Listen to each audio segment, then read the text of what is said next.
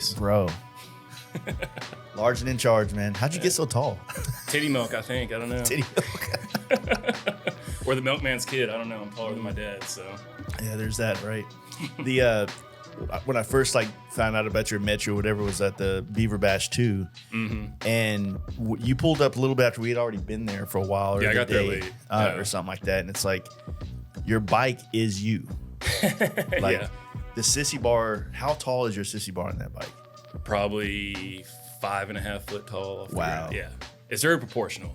Yeah, and you were saying it earlier. It's like when you ride it, it looks it kind of it's like Shaq on a bike, right? Yeah. Like it looks like proportional. Yeah. But then when you put like the girls that were doing it with Stray's photography or photo shoot, you're like, God damn, you could put a lot of girls in there. Yeah, you realize how big a fucking bike school it is. bus. Yeah, a lightning rod of a sissy bar, fucking 16 over front end. Yeah. What's the frame on that bike? It's a Paco. That's what I was thinking. It has that like the neck gusset area. Yeah. Reminds me of like 2 up, 40-degree rake, chopper neck, like Man.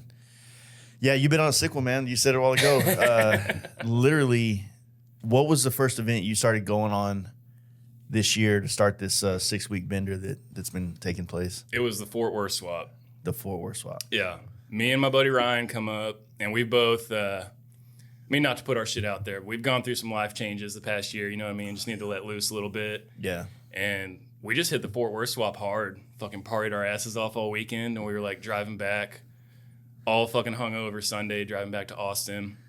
We're just like, that was fucking fun, dude. We got to keep this momentum going. Yeah. And then the way the events lined up, like the next weekend was South by. Oh, shit. So we were in fucking Austin, tearing it up at this Lone Star thing, ended up at the Titter at like 3 in the fucking morning, like just went on a fucking tear, dude. And then Nitty Gritty, Fandango was the weekend after that. Then there was the Denton swap. Then there was Brendan's thing in Decatur. Like, yeah, dude, and then you went to Chicago. Went to Chicago, Milwaukee in the middle of that too. Yeah, for a little family vacation. Like, yeah, dude, it's been insane. Like, never partied this hard in my life, but it's been fucking fun. Get one in when you can. Yeah, you know dude, I mean? that's what I'm saying, man. No, I saw you were out there, and I was like, God damn, it's just been like nonstop, man. Yeah, getting away with it too. So, what like of all the motorcycles in the world, like what pushed you into the chopper world? Man, I knew I wanted a chopper since I was fucking 10 years old. For real? You know what I mean? I didn't get my first bike till I was 25, but like growing up, you know, I was just like a little fucking skateboarder kid, you know what I mean? Got into punk rock eventually, same story as everybody else. But when I was a kid, my best friend, Mason Davidson, man, never forget, like his dad built choppers in the garage, right? Oh, sick. And like, I'm 33, so like think of the era, like this was like early 2000s, so it was like Fat Tire, like Discovery Channel type shit, you know what I mean? Yeah. But at the time, that's all the rage, right? Yeah. So he's building this stuff in his garage, and like we're learning to kickflip in the driveway out front and shit, right? Yeah. And it was just always so cool, dude. Like every once in a while, he'd build something kind of like old school with like a Springer front end and like just that stance that we all like, you know what I mean? And I was like, fuck, I'm going to have one of those one day. Like, it's just the coolest fucking thing to a little kid who knew nothing about it. But it just, you know what I mean? Like, you can look at that and say, like, that's fucking cool. Like, that's it right there. I watched a reel today, and I couldn't tell if this dude was being serious, but it was some older dude talking about real biker stuff. And he was like, what you need to do is have all your bikes pushed out into the driveway. Mm-hmm. This is real biker shit. And then you just work on your buddy's bikes in the garage. You don't ever ride them. But everybody's got, like, it raises a flag in the neighborhood, the subdivision or whatever. That was my buddy's dad, dude. Yeah. Every morning, because that was his job. Like, his wife went to work and had, like, the 9 to 5 and the benefits and shit. He fucking walked in the garage in the morning, sparked up a cig, fucking rolled up the garage door and pushed everything into the driveway. All the UPS guys, all the FedEx guys loved him. You know, they're always dropping off parts and shit. Yeah. Like, back when it was mail order catalog stuff. Yeah. It's so... You ever just stop and think about how gnarly that was? That you would like order something and then send a check or some shit like that by mail. Like how many people just got away with like just fraud, just fraud, and then the way they used to do credit cards, like where you slide it across that and paper, it like imprinted into it. Yeah, it's like how do you even know if like you had enough on it? You know I can't imagine, dude. Fuck, I get scammed on today's technology. I had to get a new debit card the other day because some fucking Punjabi motherfucker stole my shit. Like, but motherfucker's gonna find a way to steal your shit. Yeah. it's an ever evolving career path for people. What yeah, so like you're skating, you're doing all that stuff. You grew up in Austin proper, or where'd you Round grow? Rock. Round Rock. Yeah, yeah. A little bit outside of it, a little spot called Brushy Creek, but it's basically Round Rock. Same stuff. Yeah. Fucking Austin's always had a huge bike culture, man. It still does. It just seems like it's more club culture than it is very anything, much so. Yeah, you know. And like even like I really don't ride with anybody in Austin, and like I'm sure part of that's on me. Like there's dudes out there like with choppers, but it's like, excuse me, it seems like everybody kind of has like their own little friend group. You know what I mean? They stick to it, and I don't know. I like getting out of town on my chopper. Yeah, like I didn't build that thing to be a bar hopper. Yeah, you know what I mean? Like frankly, I don't like riding it into Austin because as long and as stupid as it is, like it's sketchy. Like I prefer like this past weekend fucking rip 250 miles up to Decatur on back roads and party with the boys and then ride home. Like that's the shit I like to do. Is it pretty good on the highway, like main roads? Dude, hands off, 80 miles an hour, like it's straight as an arrow. Nice. Yeah. I'm still figuring mine out. I realized that I'm just not riding my bike as fast as it will ride, but I feel like the vibration of it. Like I don't know what's appropriate amount of vibration. Okay. You know what I mean? I'm coming off rubber mounted bikes, right? Yeah. So when you get on the highway and you're doing about 70, 75, you're like, okay, I'm feeling it in my hands. Yeah. You know, but it's like it still feels like good and like there's more meat on the bone, if you will, to go faster. Like that's why we say like when I'm riding 2-bike night, I'm like, okay, this feels like it's pretty quick, or I'm going a little too fast. On the way home after I've had a couple beers, I'm like, dude, this feels good, dude. Probably hitting 90 miles an hour on that thing, and not even, you know what I mean? Yeah. So.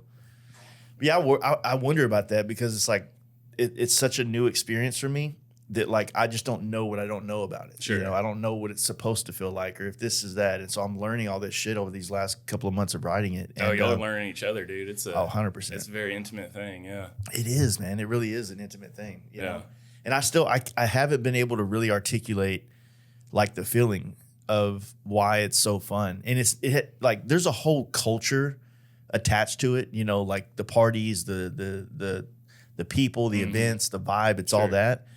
But I mean, I'm in love with just the way it feels to ride this thing. Oh yeah. You know, the sometimes she doesn't want to start thing and okay, I need to pay more attention. It's creating much more intentionality in like the way I go about things. It's like a fucking relationship with a woman, dude. Like fucking, sometimes it's fucking great and it feels great and everything's fucking awesome. And then some days it just is running you through the fucking ringer and nothing can go right. Like, yep. There's a duality to it for sure. But that's what makes it fun. You know what I mean? Like you got to earn it.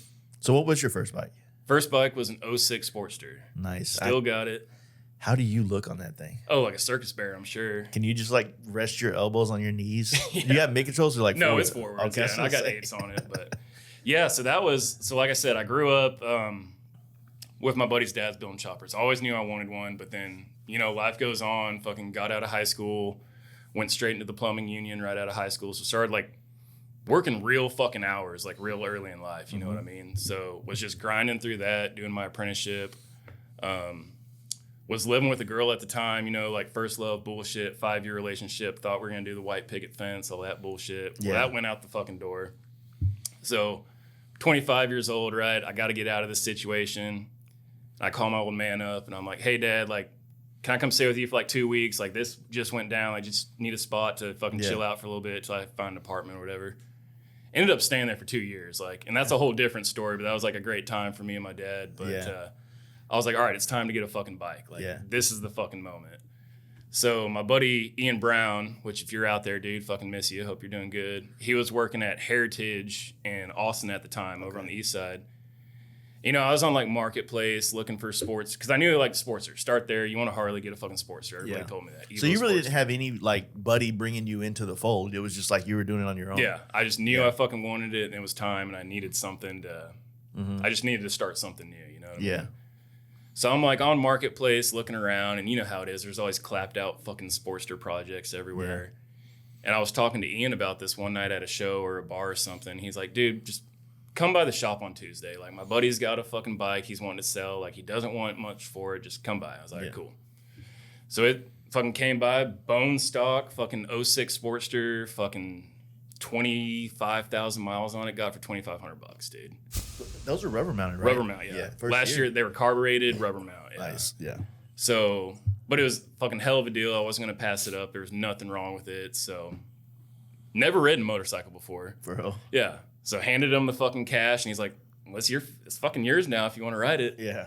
So I get up there, somehow didn't stall it. Fucking whiskey throttled out of the parking lot, went and ripped it around a little bit, you know what I mean? And I don't know if you remember the first time you rode a motorcycle. I do. But yeah. I whiskey throttled and wrecked. Oh, well, fortunately I didn't wreck, but just like the feeling of it's indescribable. Like if you felt it, you know what it is. But I was like, this is what I'm gonna do for like the foreseeable future. Yeah, yeah. And fucking rode it back, got it in the back of my truck and took it home. And like I said, I was living with my dad out in the country at the time, and that was just my routine. Like I'd get home from work and just go rip back roads, like teaching myself how to ride. Yeah. Like I still don't have a motorcycle license. Like I probably should, but I just fucking hopped on that motherfucker every day and figured it out. Yeah. Yeah. And then slowly, like I said, fucking '06 Sportster, so I knew I was never going to be able to hardtail it, but like started doing all the shit kids do, fucking 6-overs, slam the rear, delete the wiring, all that shit. What year was this? This was 2017. 17. Yeah. That was a good year. So right when all that giddy up shit was going on. Dude, it was, 17 and 19, it was sick. Well, 19 was kind of a fall off year, but 17 and 18, those are my first 2 years, 17 and 18. Mm-hmm. But yeah, just to fill in some context for my my whiskey throttle deal. Yeah. So like my first bike that I bought was a Kawasaki ZX6R. Okay. And like I bought it, didn't know how to ride, so the dude rode it to my house and then left it at my house, and then whatever. Figured out. Yeah. And so like I started playing around the parking lot, and I fucking caught a whiskey throttle and it just kind of spun out. Mm-hmm. Like so I dropped it more than I wrecked it, but it fucking freaked me out. Mm-hmm. Not to the point where I was like, oh, I'm not doing this, but more like I was like creeping in a little bit more, like, okay, this dog snapped at me. Let me let it smell me. You know what I mean? A little more cautious, but I remember it was February 14th. It snowed the day before in Dallas. Is that fucking Valentine's Day? Valentine's Day. Yeah. And at the time, me and my high school buddies that I still kicked it with a lot, on Wednesdays, we played in a bowling league. Okay. And I lived in Arlington. I'm from this town called Duncanville, which is kind of close to here. Okay. Right? 30-mile ride. Mm-hmm. So the next day on that bike, I fucking like rode all the streets, never got on the highway, all the way to the bowling alley. Okay. Because I wanted my friends to see I'm the first one of all the homies to get a bike, right? Yeah. And then that night it was fucking like 30 degrees. I have a helmet with no visor on. I have no gear. I have like fucking leather gloves from like froze your ass off. Froze my ass off. But it was so like, this is it, dude. Mm-hmm. This is the sickest feeling in the world. Yeah. And that feeling is what I've been telling people, like when I like the purple bike, or when I customize a bike or build one, like that's what it feels like every time you do a bike up and then finally ride it after you've been working on it. That feeling is like, maybe that's the addiction part of it. Like you're chasing that high each time, Oh, dude, the first time I rode that shovel head, after seeing it on the lift in the garage for 2.5 years, like, you talk about a fucking feeling, dude. I was screaming at the fucking moon. Like, yeah. And then, of course, it broke like fucking 2 miles down the road. But that first 2 miles was fucking epic, dude. So you did the Sportster for how many years before you started? Oh, God. So I got that Sportster in 17. I probably bought that shovel head probably 2020, 2021. Yeah. Like, I don't feel like it was the height of COVID. It was probably coming out of COVID. But, it's just like the natural progression. Like, I knew that Sportster wasn't going to cut it forever and wanted like a real fucking chopper.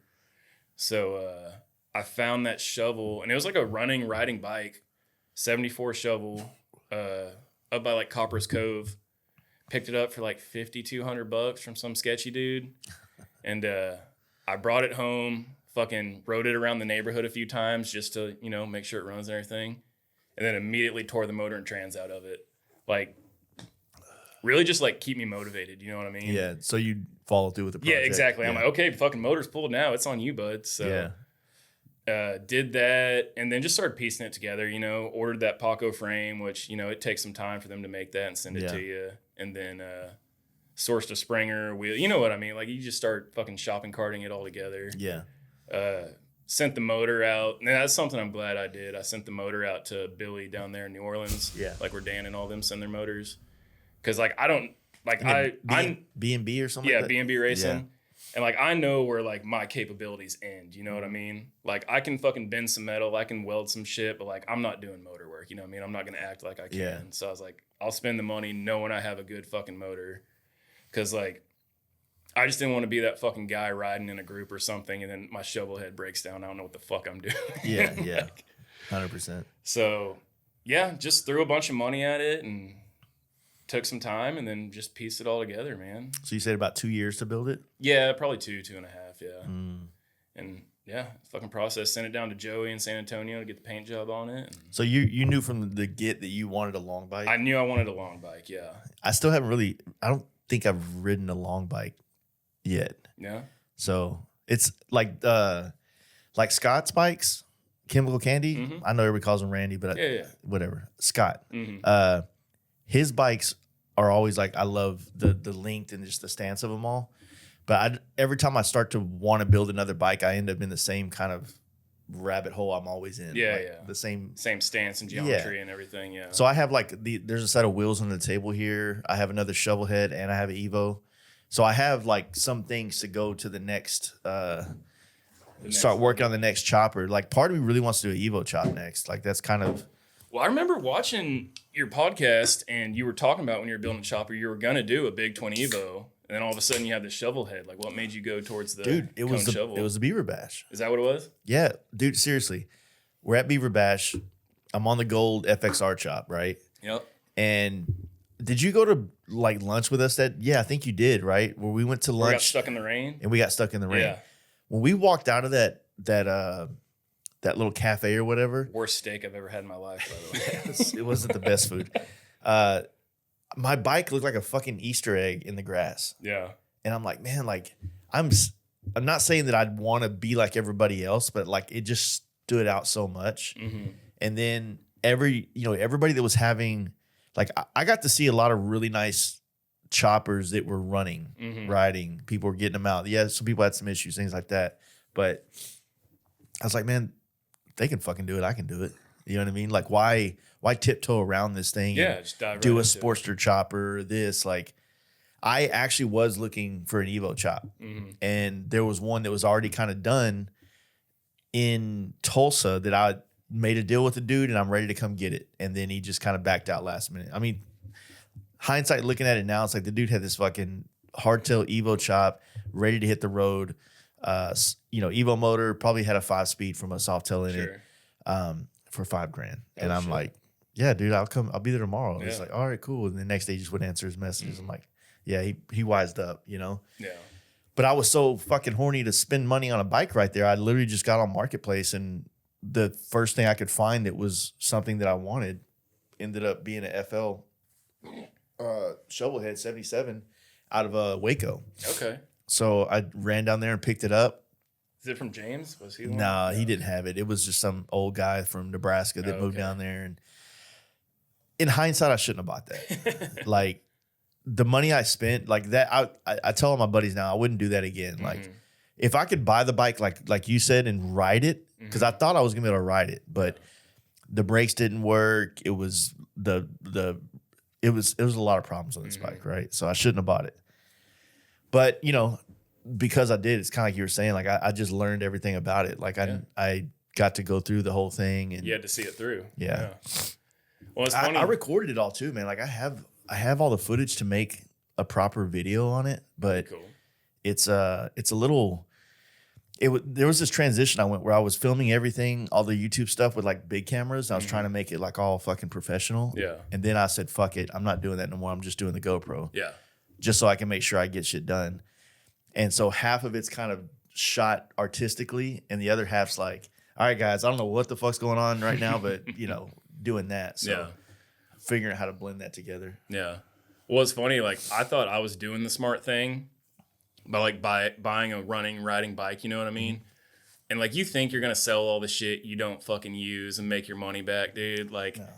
I sold that shit to Cheek for like $300 fucking dollars. You know what I mean? Like I didn't make shit, but like I kept the motor, kept the transmission, and kept the title. You know what I mean? Like that was about it. So if anybody else wants to do it, I tell them like, dude, fucking buy you a frame, fucking buy you a motor that's out by, you know what I mean? Yeah, like piece it together. It might take more time, but like, you know, when you do FXRs, I think it's better to start with an FXR that's running. Okay. Because there's lots of little things that you're going to need. Yeah. Right. Yeah. But on the chopper thing, I agree that most of the shit you're going to put on this bike is from 80% of it Lowbrow and use, Paco and all these other brands. It's all aftermarket. Yeah. It's all aftermarket. Yeah. Like my bike's I call it a Harley Davidson. You know what I mean? It's like the bottom end of the motor and the transmission are the only things Harley on it.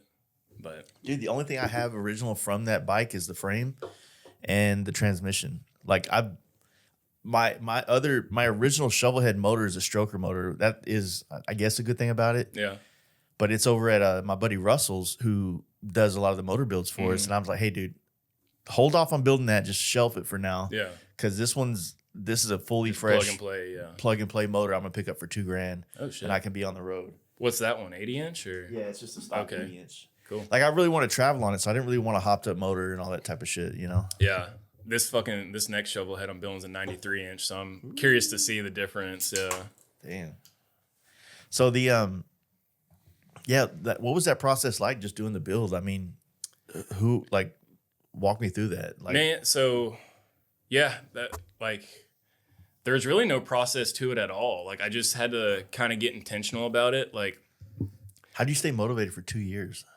That feels like something I would lose motivation in. Yeah, I don't know. I mean, kind of just like walking out every day and seeing it right there. And like I said, I kind of had to make like a mental like shift. I was like, because I'm kind of tight with money by nature. Mm-hmm. Like I just am, you know what I mean? I'm kind of cheap. And I was like, look, if you want to finish this, like you can either drag this out for 5 years, fucking piecing it together, or you can just throw some serious fucking money at it and get it done. Yeah. And that's what I did. Just kind of had to get out of my comfort zone a little bit and like eat some rice and beans a few weeks. You know what I mean? Yeah, like just kind of take some money away from other places and put it towards this. And I mean, it was fun. You know what I mean? Like once you actually start seeing that weekly and monthly progress, that's what keeps you going. Yeah. Yeah. And like my old man would come over and like, he's not into bikes at all. He just likes to hang out and drink beer. Nice. So like the night I built that sissy bar, I was like, Dad, sit on this fucking bike. And I'm like sitting there, you know, trying to like figure out how tall I'm going to make it. And I keep going like taller and taller. And we bent up that sissy bar in my garage that night and fucking tacked it all together. And yeah, just shit like that, man.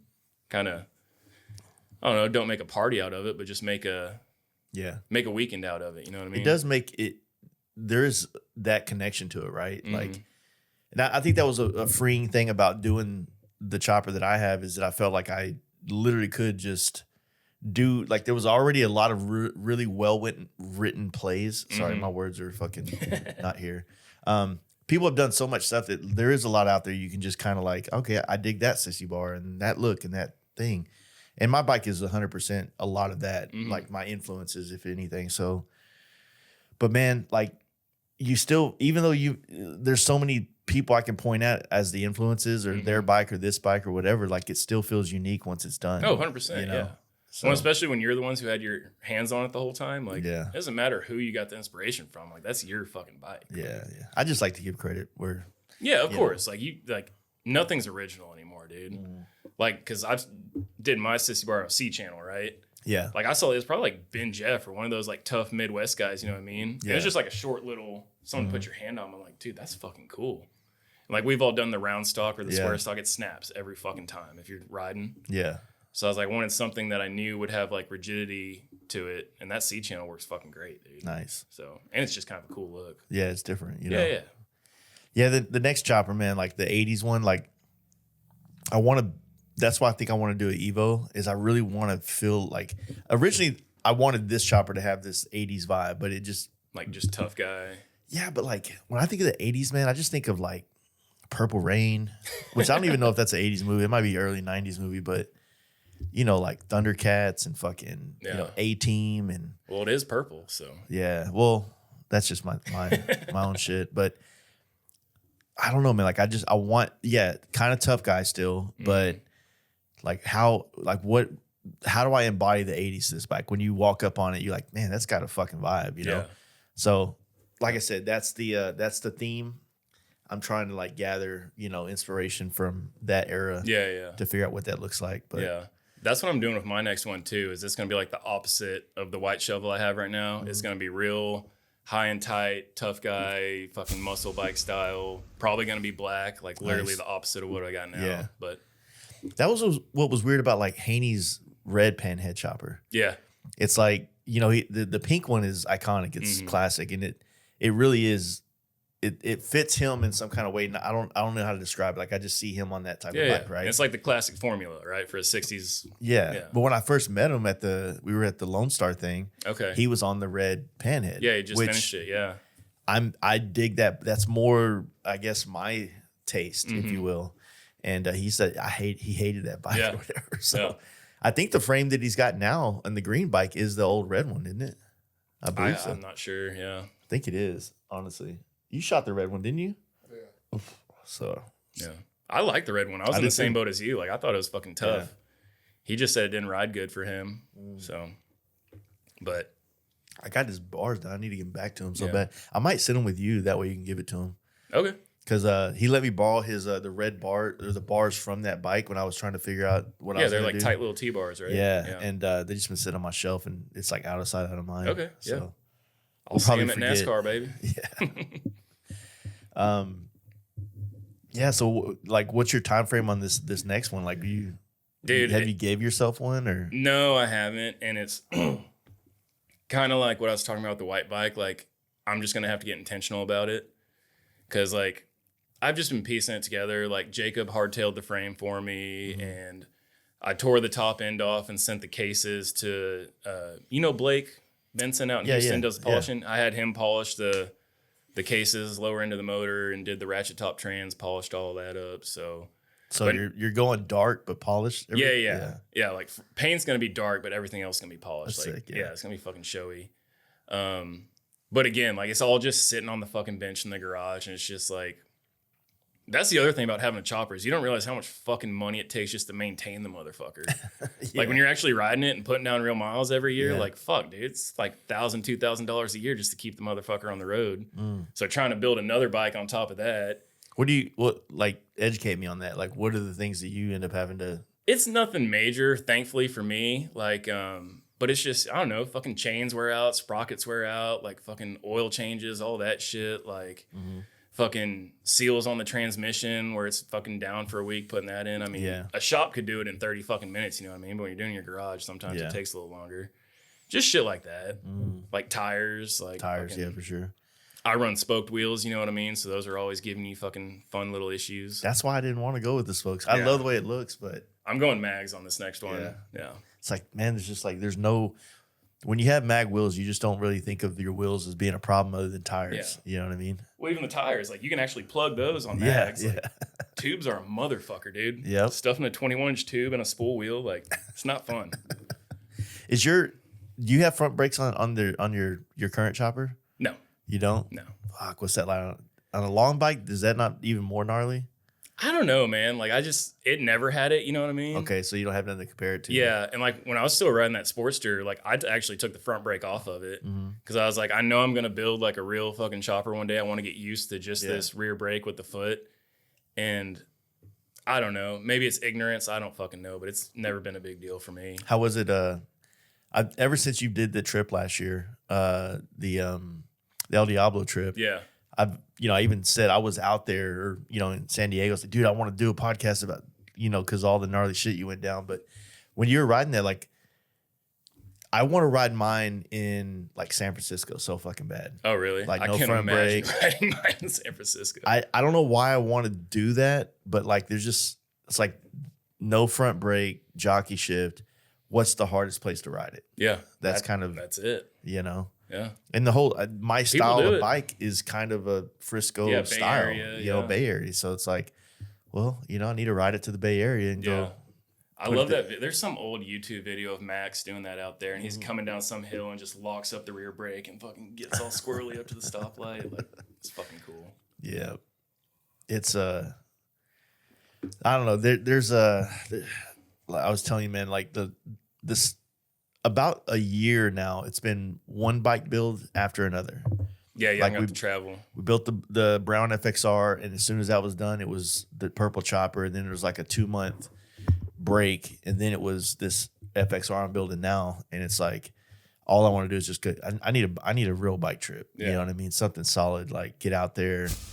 And you want to do it on the chopper, right? I really want to do the chopper, just because that's the new experience. Mm-hmm. But even now, like my next bike trip will end up being the road glide to Born Free. Yeah. I couldn't get enough done on this. I could not get the FXR done in time so that I could have time to ride the chopper to California. Yeah, yeah. So the goal was actually to be leaving now.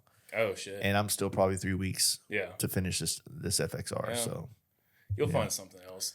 Going back though, sorry to backtrack, but you were asking about the no front brake. What was jockey shift and foot clutching like for you? Like learning that? That was easier than I thought it was going to be. Isn't it? Yeah. It's more of a mental game than anything. Yeah. I think everything about the whole chopper shit is mental because everybody they don't hold back their opinions about, oh, it's gonna hurt, it's gonna be hard to ride, it's all those things, and yes, it is harder to ride than a normal bike.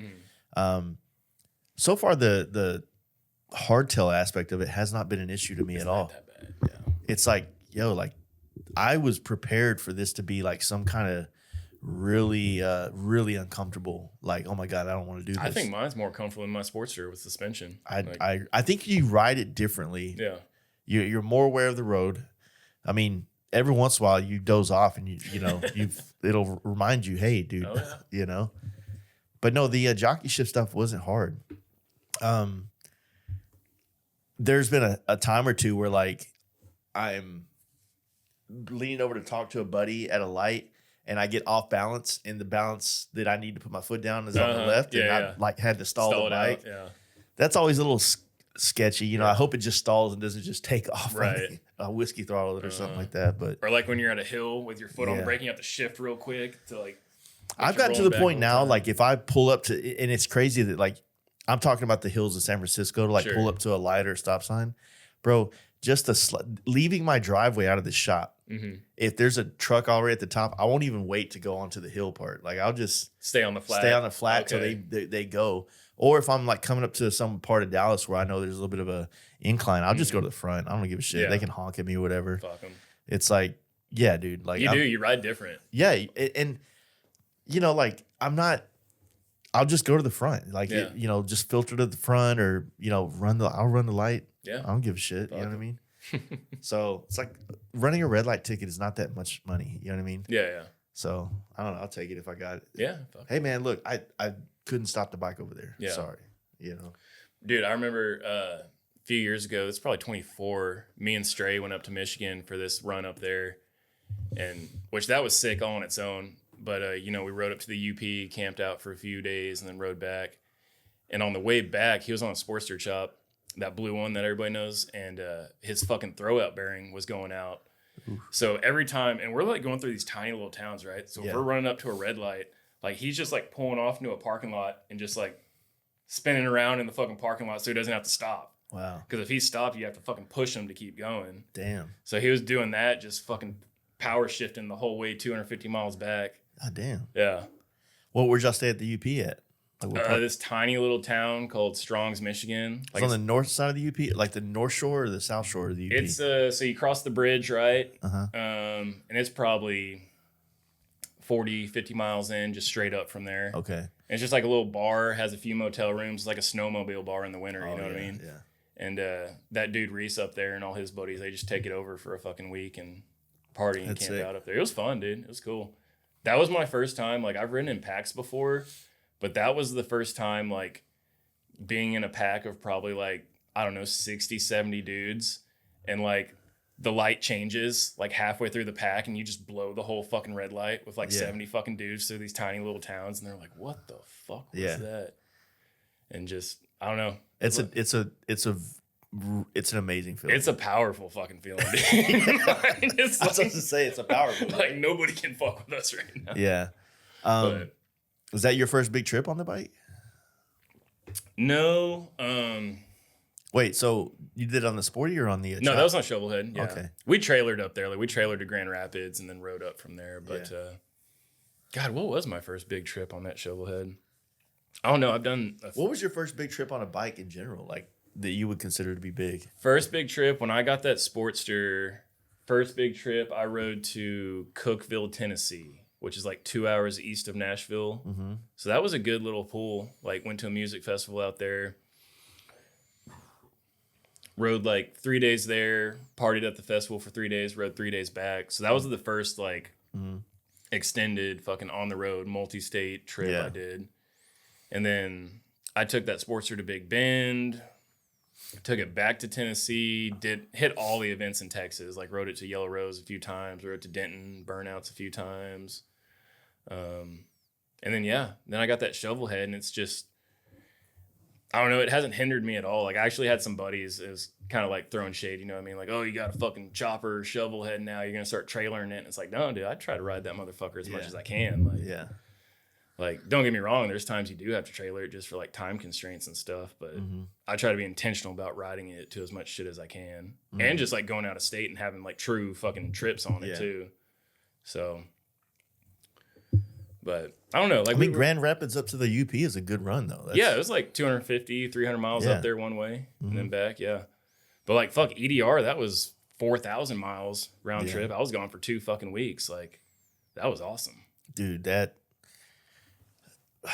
trip looks sick. Just watching your stories. Dude, everybody was living vicariously through that shit. 100%. You know, was that your first, I mean, it wasn't your first solo trip though, right? Like No, pretty much all my trips have been solo. For real? Yeah. What was your route? Because on your EDR trip last year, like, run me through that. Like, what was the route? What was the plan? Okay, so I left, I won't even tell you what day it was, but I left after work one day in Austin, made it to San Angelo, camped out in San Angelo State Park. Next day, rode up to Amarillo, stayed at my buddy Cruz's house, and he was going to EDR as well. But him and his girl, they were just going to shoot I-40 straight over to Vegas. They're going to hang out in Vegas for a few days. Excuse me. And then our plan was to meet at the border. We're going to cross the border together to go down to EDR, right? Yeah. So stayed at his house that next day in Amarillo. From there, I went to, where did I make it? I made it to Taos. So I cut up through the Panhandle, went through some, was like Springer and something else. And that was like the first day I was like out there. Yeah. You know what I mean? That's like when it hit me. You ever been on a trip and it like hits you like, I'm fucking out here. Like, like I'm far from fucking home.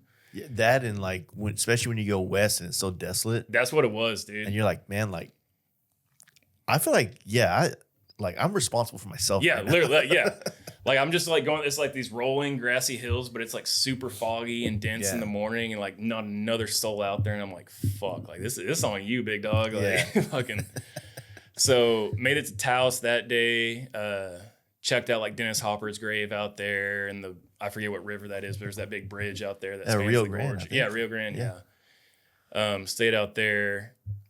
And then the next day was probably the best day of the trip, man. One of the best days of the trip. I went from Taos, cut through, I couldn't name you all the small towns, but basically went from Taos to Durango. Did you go to like Pagosa Springs? Yes. Yeah, I went cut up at that Pagosa route Springs. Is sick, dude. Yeah. Oh, especially when you leave Taos. Dude. There's like 2 or 3 ways, but yeah, it's beautiful. It drops into like some valley grassland type stuff, and then getting up to Pagosa Springs, you kind of climb into some like trees. Dude, it's beautiful. Oh, yeah. It's so sick. Yeah. And then I didn't stop at Durango. Like, I kept going, did the whole $1 million that highway that day into Ouray. Yeah. And then kept going to Moab. Okay. So I went from Taos to Moab in one fucking day through all that shit. And that was fucking amazing, dude. Like, don't quote me. That was probably 400 or 500 miles. Yeah. I did that day. Camped right on the Colorado River outside of Moab. Just by myself. There's nobody fucking out there, dude. Fucking just tent camping. You just pull over and camp? Or did you like go? No, it was like an actual campsite, but it was like, I don't know, like a Tuesday or something. It's like, there was like one fucking dude over here, but I basically had the whole spot to myself. I've only done one bike trip where I camped by myself, and that kind of freaked me out. Really? Yeah. Did you grow up camping at all? No. Really? The first time I ever camped was Nitty Gritty. Oh, not really? Nitty Gritty.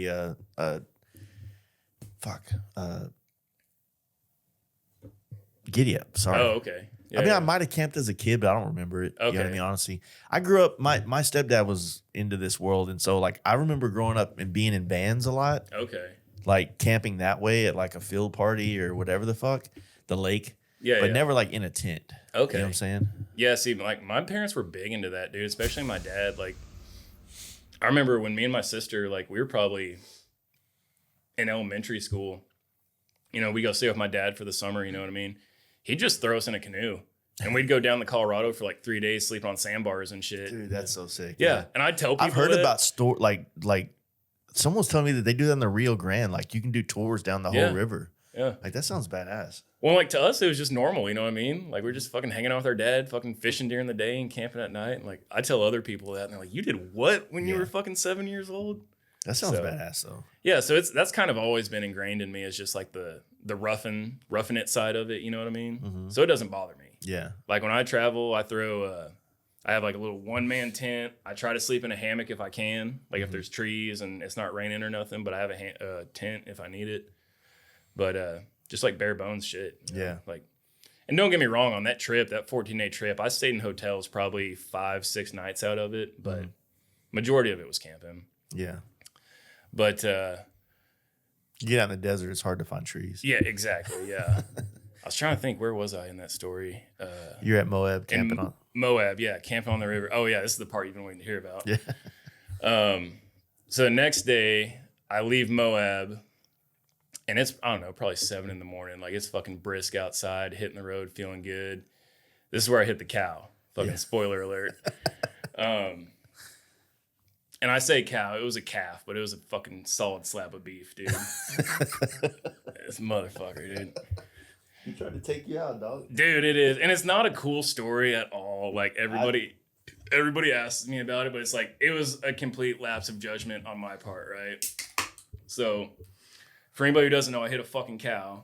But yeah, dude, it's just like, it's open range out there, you know what I mean? There's no fucking fences. You're going over cattle guards and shit. The cows can just fucking wander. And did you like come over a hill? No, not even. I can't even give myself that, dude. Like I saw the motherfucker, right?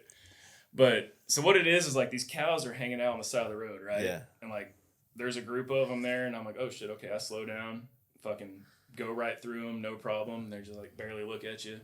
So I'm like, cool. I do that like 3 times. There's like 3 different groups of cows that I've made it through. Yeah.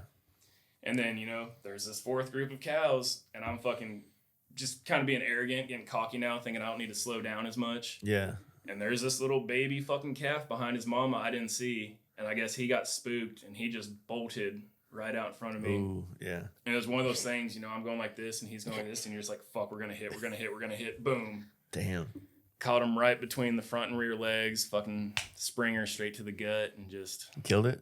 No! Motherfucker walked off, dude. Fuck. Yeah. Like, he was laid up for a little bit. Like, I fucking tucked and rolled, did whatever. I'm sure it looked fucking stupid, but the calf... How did you go down? Like, how was the... I hit it low side. Like, I hit him dead on, went down this way, and did some sort of roll, because I landed, like, in a run, you know what I mean? Like, on my feet. And... how fast do you think you were going? Like, 30, 40? Probably 40. Okay. Like, I was at, like, the top of 3rd gear. So okay. Not that fast, but fast enough to fuck some shit up. Mm. And kind of looked back, the fucking calf's pinned under the bike, fucking making noises and shit, you know what I mean? I instantly think my foot's broken because I feel it, and I'm like hobbling over there. Fucking pick the bike up. Cow kind of fucking scurries off, but it's still laid up on its side, like puking blood and shit. Ooh. I lay in the bar ditch to like catch my fucking breath, and like the sweetest fucking old lady pulls up. She's like, oh my God, I saw all of that shit. Like, what the fuck? She's like, what do you need? And I was like, I have no fucking idea. I have no fucking idea what I need, but I just need to like lay here for like just 2 minutes. Like, just give me 2 fucking minutes to like collect my fucking thoughts. And did, and she was like, like whatever you need. And I was like, okay, I got to get this fucking bike off the road. At this point, the cow had ran off. Like, it kind of got on its feet. Its mom was over there fucking being pissed, so it trotted off. And the lady, I was like, I need to get a U-Haul. Moab doesn't have a fucking U-Haul rental spot somehow. So this fucking sweet ass lady drove me like 70 miles to Grand Junction, Colorado. I got a fucking U-Haul. and they wouldn't sell me. They wouldn't rent me a pickup truck with like a trailer. I had to buy like a fucking box truck. Yeah. With a trailer behind it. Drive that back by myself. Fucking try to load the bike up. Thankfully, another dude stopped and was like, "Hey, you want help loading this up?" I was like, "Yeah, I want fucking help loading this up. Like, look at this situation." Yeah. And so got the bike loaded up on this trailer. And in between all of that, you know, I'd called my girlfriend at the time. Like, I'd called like my sister, and I was like, "Hey, here's the situation. Like, I fucked up, but I'm gonna try to fix this and finish the trip." And they're all like, "No." I'm like, "Look, I'll go to the fucking hospital. I'll get it checked out. If it's not broken, I'm gonna keep fucking going." Yeah. So go to the hospital in Moab. They X-ray it.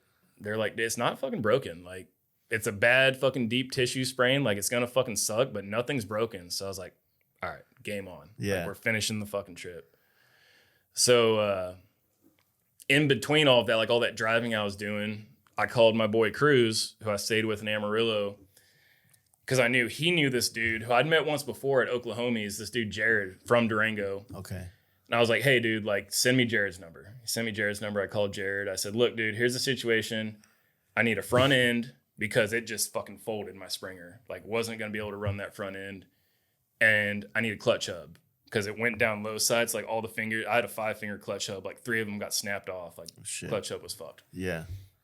I was like, "I need that and I need an extended front end." And he's like going through this. "Well, I think I got this. And he's like, "No, fuck, just get here and we'll fucking figure it out." Right. Yeah.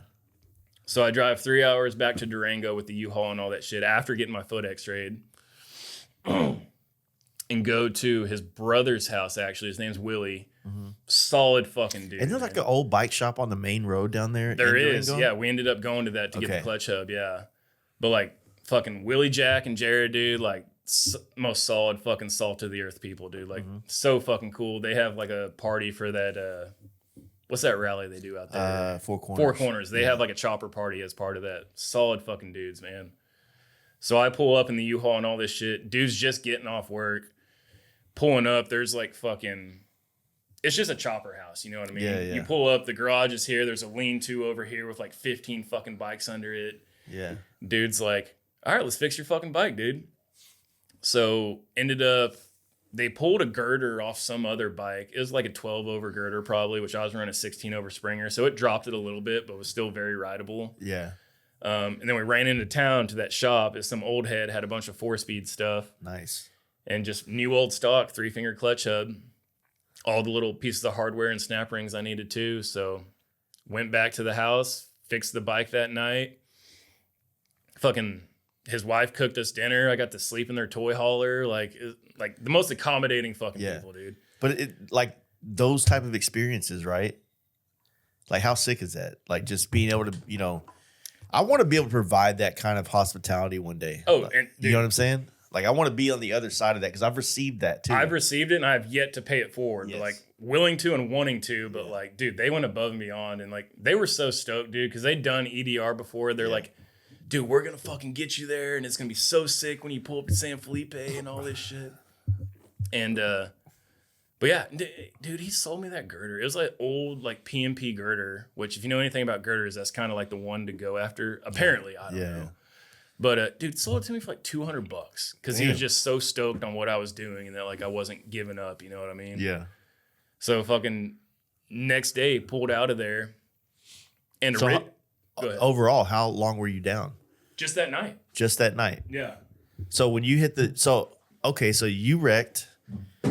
Old lady took you 70 miles to Durango or to Grand Junction. Grand Junction. You rent the U-Haul. You go get that. That night, you're in Durango fixing the bike. Yeah. Fuck, dude. Yeah. That's a productive ass day, dude. Fucking, I was covering some ground, dude. Yeah. And the next day, fucking fired up the bike and fucking kept going.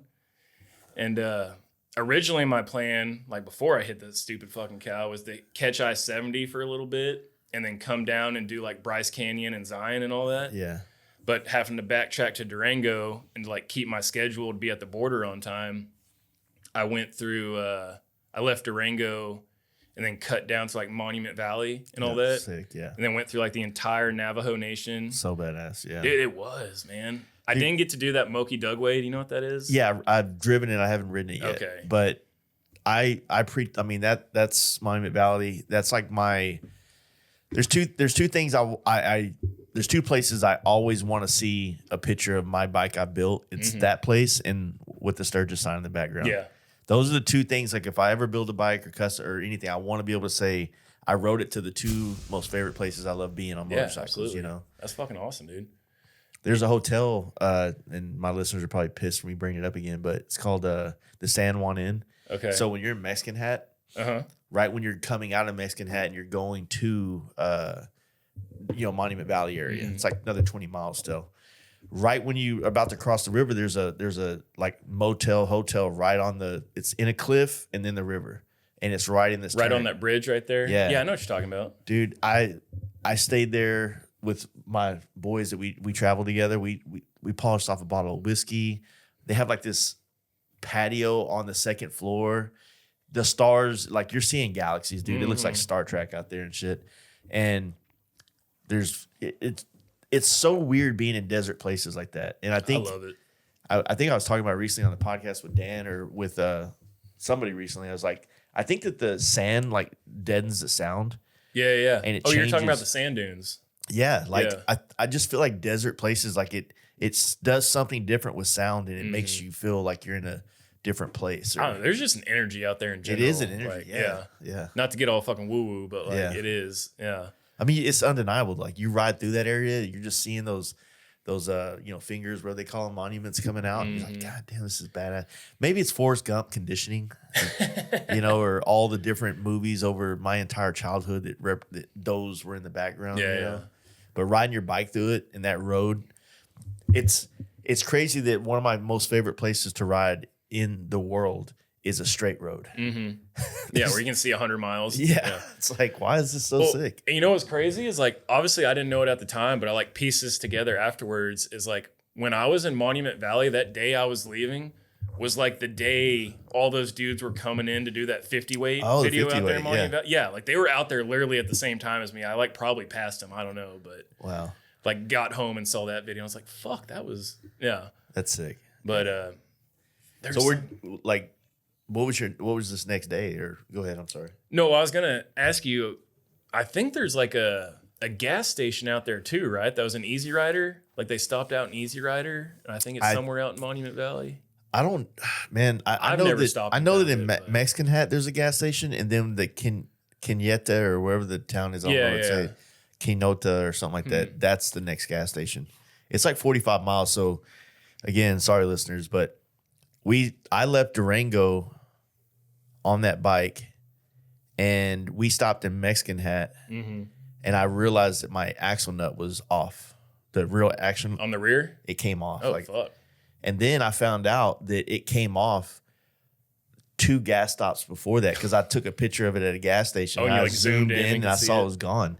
So at the Mexican Hat gas station, I duct taped both sides of the axle into the swing arm, and then rode there because we camped at Monument Valley that night, and then rode it it's like a total of like 60 miles or 45 miles between Mexican Hat and that town.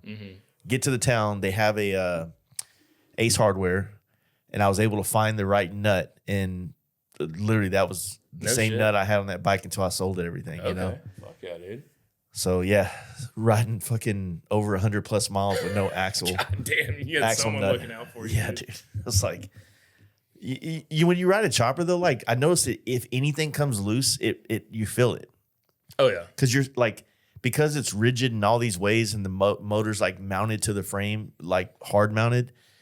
The something comes loose, it feels off, and, and it like tells you, and so it's like, or it's like a problem immediately. Super. Like I remember I was riding my Shovelhead. It was the last burnouts I'd ridden up there, and I was just coming into Denton. I was on 380 coming into town. And I just hear, like when you're rolling, like under speed, and you hear a metal on metal sound, and you know something just fucked up bad.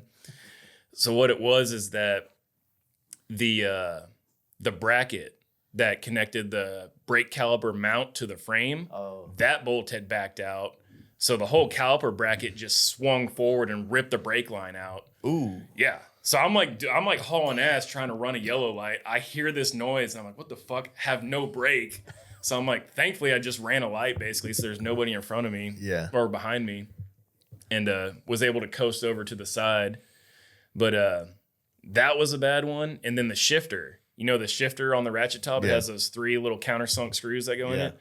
Those were notorious, at least for me, for backing out. And I'd like reach out, my shifter's just hanging on by one fucking screw and I can't do anything with it. Mm-hmm.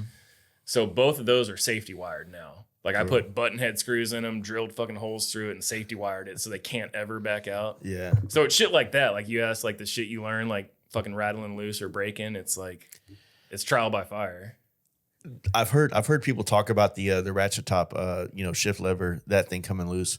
So Corey from Main Drive built my transmission, and I didn't realize this, but his whole brand is called Main Drive. It's about, he still does, like he would build these transmissions and try to make them leak proof with all these different seals and tricks that they would do. And so he did it all to mine, and I don't know if it worked or not because there's still, I don't think it's transmission fluid. I think my motor seeps a little oil out of the one of the seals, but so I haven't had that problem, but I do have like a ritual whenever I'm about to go ride it.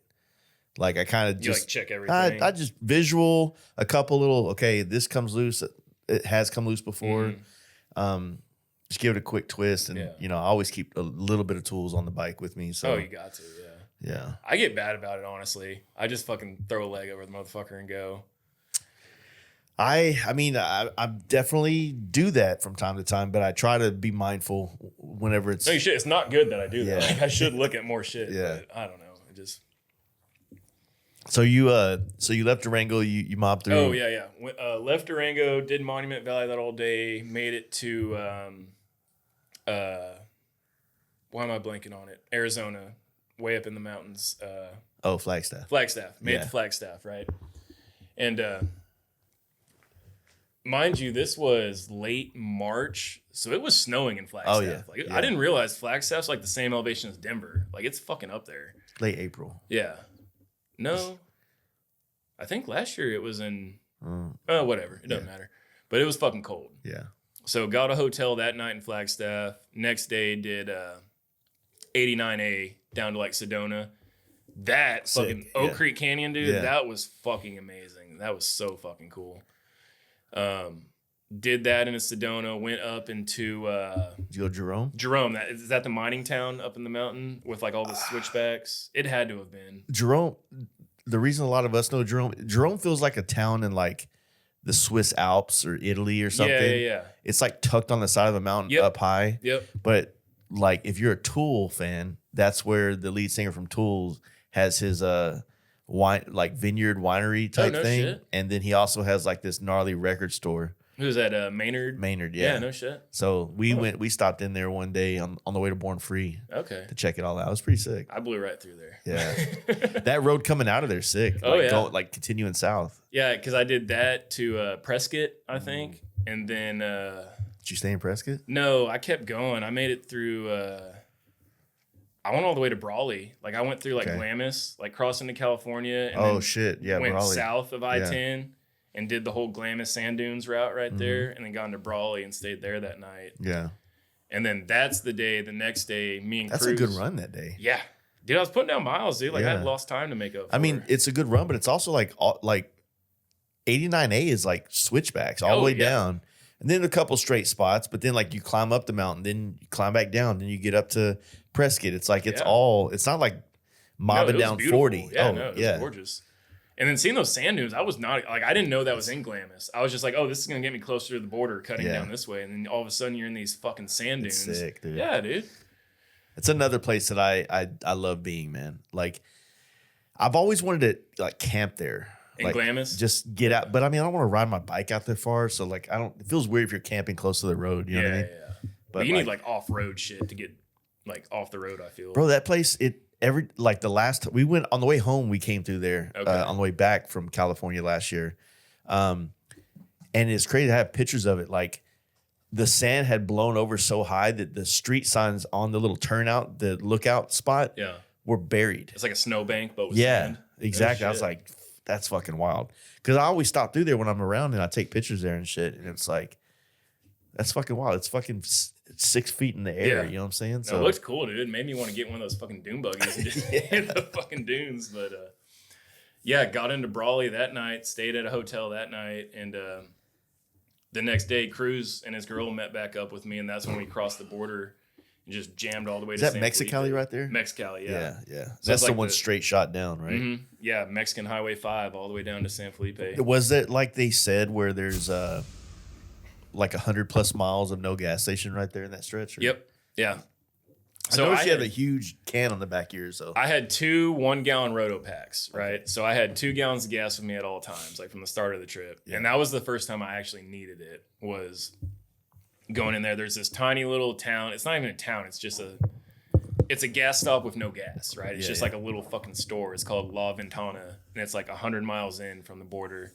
So we stopped there, and that's where I like dumped my reserves into the tank. We had like a Tecate or whatever. Yeah. And then from there is probably another 80 miles into San Felipe.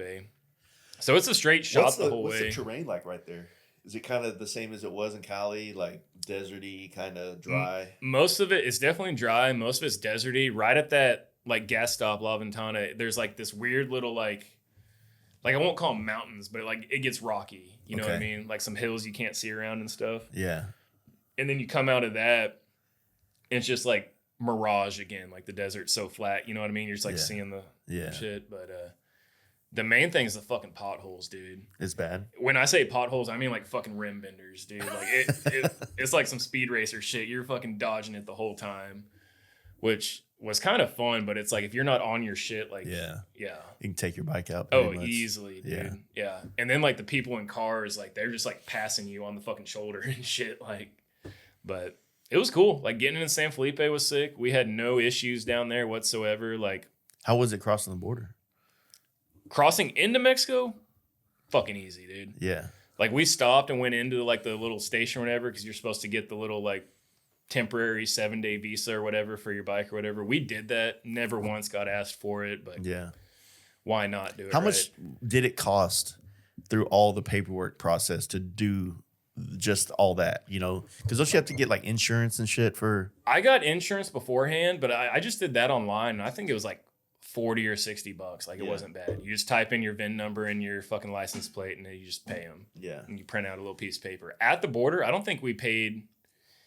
Yeah, we didn't pay anything, because if you're in the country for less than 7 days, it's free. Okay. You just get a little piece of paper saying you checked in with them or something, I guess. Yeah. But they didn't even ask for it. Like we went and got it, and then started up our bikes and rode right fucking in. Fucking jammed through Mexicali trying to get out of town as quick as possible. Yeah. And then, a few like military checkpoints, like police checkpoints. And I will say, like, if you're going to do it, I don't know if you're planning on doing it this year for the last one, but if you ever plan to go, like, go with somebody who speaks Spanish. Yeah. Because it makes it so much fucking easier. True. Yeah. Oh, and Cruz, he was like, I speak a little bit of Spanish. Motherfucker was fluent in Spanish as far as I'm concerned, like, because I can't speak a lick of it. Yeah. And we're at these military checkpoints and shit, and like, they're not being aggressive or anything, but they're just like, where are you going? What are you doing? Blah, blah, blah. They probably get frustrated when they can't communicate. I was going to say, dude, if they were trying to talk to me, like, it probably would have turned into a situation. But he was just like, oh, yeah, we're going to fucking San Felipe vacation. No big deal. And they're just like, all right, cool. Fucking keep going. Keep it going. Yeah. What was, once you changed that front end out, like, how did the bike ride after that? Like, better. Better? Yeah. Dude, I've never been a fan of girders, but goddamn, they do ride good. Mm-hmm. Like, because, I don't know, you've probably never ridden a Springer, but especially on, like, a long one like mine, like, it starts getting that speed wobble, like, in the corners and stuff. Girders are straight as a fucking arrow, dude. For real? Yeah. Like, it rode fucking amazing. It just wasn't the look I was going for, and it was too short to begin with, so I sold it as soon as I got back home, but no, it rode great. Yeah, it's like better. You're like, I want the clunky thing back on. Yeah, dude. Yeah. Sketchier you are, the cooler it looks. Agreed. Yeah. So what was like the guys from Builtwell had told me that, like, the whole area, it kind of like, it's not really it's like the town itself is putting on the event now. It's not so much that it's a Builtwell event. Like, they remove themselves from it. It's still going on. Would you say that? Absolutely, dude. Yeah. Like, we went to, I think it's called Kiki's, like the place with all the palapas and stuff. And like, if you ever seen like the lowbrow videos and shit, that's where all the chopper dudes were partying. But like that was like the only place Biltwell was hanging out. And the whole town, like you said, is basically Mexican Bike Week over there. Yeah. Like all these clubs from like mainland Mexico were there, some from Baja, but it's very much their event now. Yeah. Like the Chopper dudes are just like this little offshoot of it at this point. You know what I mean? Yeah. So, but it was still fun. Like we hung out there. We had the little palapa thing and we're camped out in hammocks and tents, and we'd ride over to the little boardwalk where all the shit was going on, the bike show and the awards and whatnot. And it was cool, dude. Mm-hmm. Like I was sitting there like with scary ass looking Mexican biker dudes, you know what I mean? Yeah. Like we can't understand a word each other's fucking saying, but like we're pointing at each other's bikes. Yeah. And we're communicating through that, you know what I mean? Like I'm like, dude, this is fucking cool. And like he's looking at my bike and he's like, this is fucking, you know what I mean? Yeah. Like there's that common language there. So that was really cool that even though we couldn't communicate, we were still communicating. And like I've done a lot of, growing up as a custom painter, I've done a lot of lowrider stuff in my early days. Yeah. And I'd work in these shops where the painters and the shop itself was like very straight across the border kind of whatever, And I don't know if this makes me racist or whatnot, but like I've always, when they can't speak English good, I like make my English sound like shit. Yeah. But it works. But I feel like it's like, all right, I'm going to like say this word very dumb or very not correct or whatever. Roll your R's a little more. Yeah, it's like this is not. I'm not supposed to do that. I don't think so. Nah, whatever.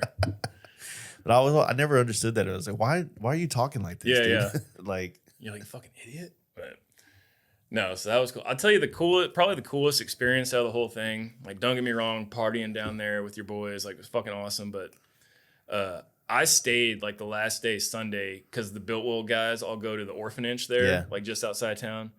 That was a fucking powerful experience. Like that was cool, dude. Like we all rolled up there, and that was mainly like the Chopper crowd, right? Yeah. Fucking rolled up with them. It's to this orphanage. Fuck, dude, there's probably like 40, 50 kids there. And at first, like it's kind of like a weird, not weird, but it's just like, fuck, man, this is like kind of sad. And they're like doing like little dances for us and stuff, and like kind of like trying to put on a show, you know what I mean? Yeah. And then so that kind of like warmed everybody up. And then we're like, well, fuck, let's go out front and like give y'all some rides. And like I was leaving from there, so I had my bike packed up. My foot was still fucked, so I didn't give any kids rides. But like a lot of the guys were just throwing kids on the back of their bikes and taking them for a rip up and down the road. And that was so fucking cool, dude. Cool. Like see these kids coming back with smiles on their faces, like just got to rip a fucking Chopper. Like, you know what I mean? Like, I can see that being pretty heavy though. It was, dude. Yeah. It was. But like in the moment, it was fucking like a beautiful experience. But then you think about the grand scheme of things, it's like, fuck, dude, that was probably like the coolest thing of those kids. Like, hopefully they fucking get out of there and have a better fucking life. But for that day, it was fucking amazing. Yeah. Amazing experience.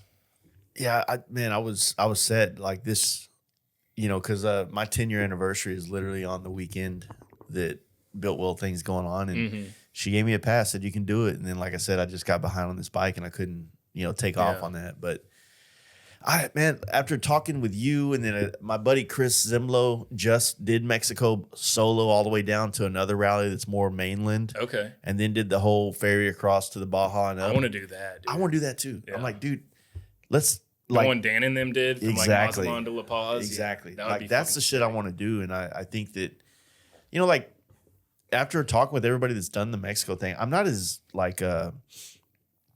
nervous about it.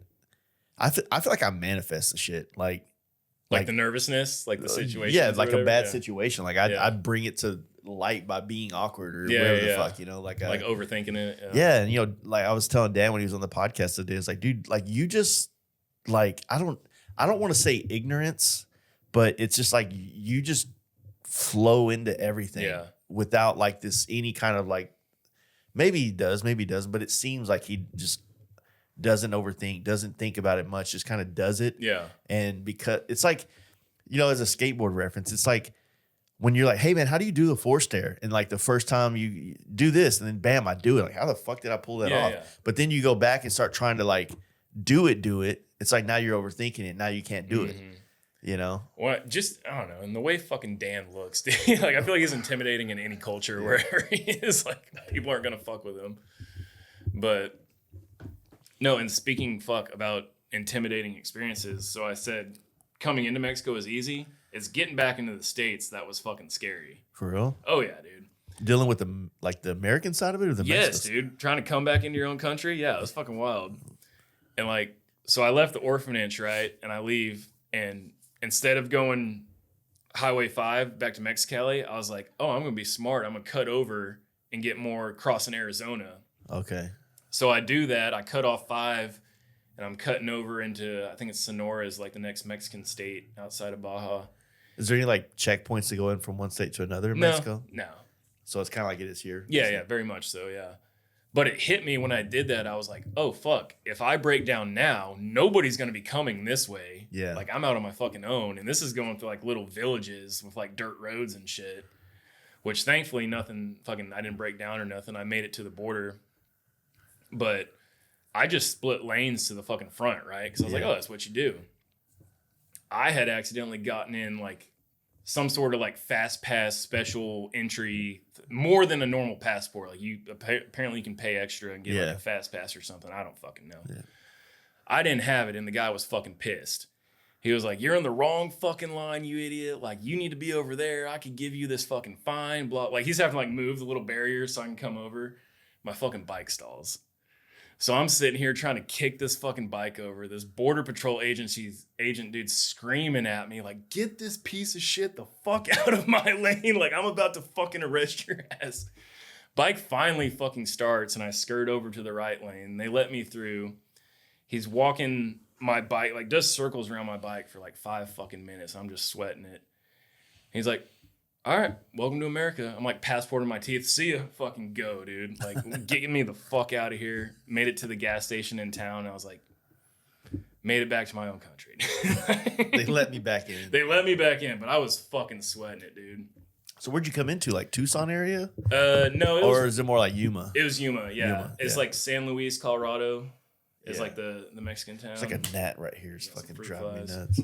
But yeah, Yuma's where I ultimately went to like get gas and then go east. But like, Stray was telling me, fuck, when they went, because you know they do it every other year. Yeah. When he went, when they were coming, and not to put Stray shit out there, but he was rolling a little dirty. And they just waved him right fucking through, dude. Yeah. Like he didn't have a passport or nothing. Stray has that Danger Dan energy. Yeah. I feel like Stray can like just walk in and out of situations and no one's going to really fuck with him. That too, but it's also, you got to think the administrations. Like they were different then. Yeah. This was fucking Trump, dude, and he was cracking down on that shit. Because when I crossed there all the way to El Paso, I saw Border Patrol probably every 20 miles. Yeah, like, they were out there heavy, dude. Yeah, really. I haven't ridden 10. No, I rode 10 on the way home last year for sure. But I'm done taking people's advice when they just say, "Oh man, you don't need a passport to go over there and do this." Get the passport, like, bro. Like every time I've ever like just tried to go off someone else's fucking advice, it never works. Yeah, that was like a one-off for them, and they think it's fucking the rule. The way it works. Yeah, it's like, no, dude. Like, I'm gonna go in there and ask if I can do that, and they're like, "Nah, dude, you gotta have a passport." What the fuck is wrong with you? Yeah. So we got our passports last year to go on that Diablo run. Like I was, you were like, "Yeah, dude, I'll see you down there. I'll tell you the whole story." I'm sick. And then like, man, we were just having such a good time in San Diego. Mm-hmm. Like, one of my closest friends, Taylor, his dog just died. Like recently or at that trip? No, at that trip. So we were together. We did this Palm Springs little run together. I don't know. There was a YouTube video I did on that where we like stayed at a sex motel. Yeah. I did see that. Yeah.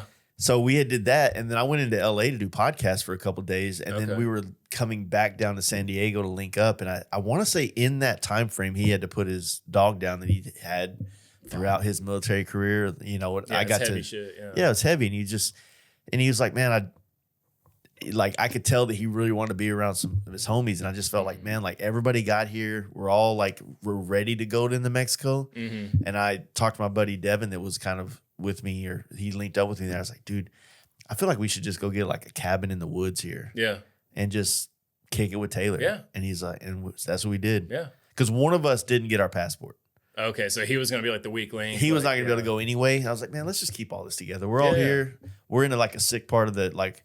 We were right by like Josie's hideout. We rented a cabin above their like biker bar, and which sick riding all over there. It's like between Julian and some other stuff. Okay, it was a good time. Yeah, if y'all had a great time, dude, fuck it. Like campfires, lots of beer, drunk each night. Good time. Yeah. You know, it's fucking sick, man. Well, and like trips, I mean, I guess mine was a little different because like I was like dead set on getting to Mexico. But like in y'all's situation, like when you have that leeway to like call it and still make it a good trip, you know what I mean? Like there's no loss there. You know what I mean? I think I was a little scared too. Yeah. Like, because I did have all this camera gear, laptop. I had probably $15,000 worth of camera gear in my backpack. Yeah.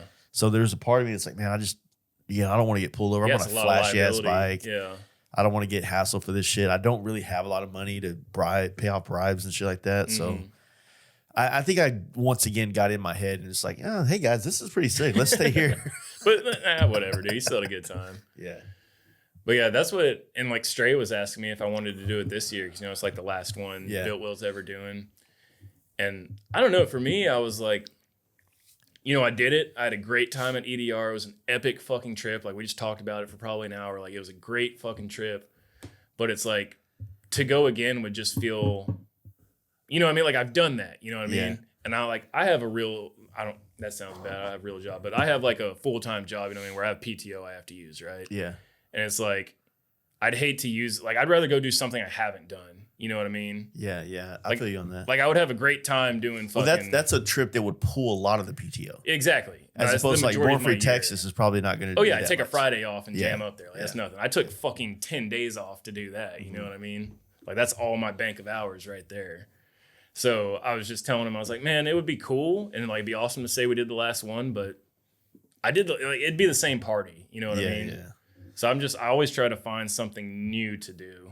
Is like I'm actually in a weird spot with that too, where I don't have the finances to do the traveling that I did years ago, and so I'm having to be a little bit more mindful of like that kind of shit. Yeah, like more intentional about like, it. Not even just the finances, but just like the ability to be off. I mean, it all rolls into being financial, right? Because I need to work to be able to be gone.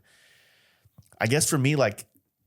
I say it all the time. It's like, if I can just, every year that I get to go to Sturgis, I'm like, okay, I'm still in a good spot. Like things are still good. Yeah, you can swing that. You know, if I can't afford to go to Sturgis, that's why I'm like, okay, what's up with the motorcycle industry? Yeah. Like, am I not fitting in anymore? Or is this, you know, because I sell a luxury on top of a luxury. Yeah. You know, like nobody needs a motorcycle. Nobody definitely needs to paint it. Yeah. You know what I'm saying? So there's like a little bit of that, but I was gonna ask you, it's like, what do you have like your must? I want to be here every year kind of things.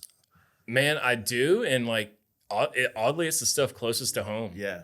Like I like Nitty Gritty and Fandango are like must for me, just because I don't know, they're the ones I've been going to the longest, and I do genuinely enjoy them as events. Like. Nitty Gritty is just a fucking party. And like I like Sport and Eric. Like I've been going since it was at fucking Backwoods in Colorado. Yeah. It's just a fun fucking time.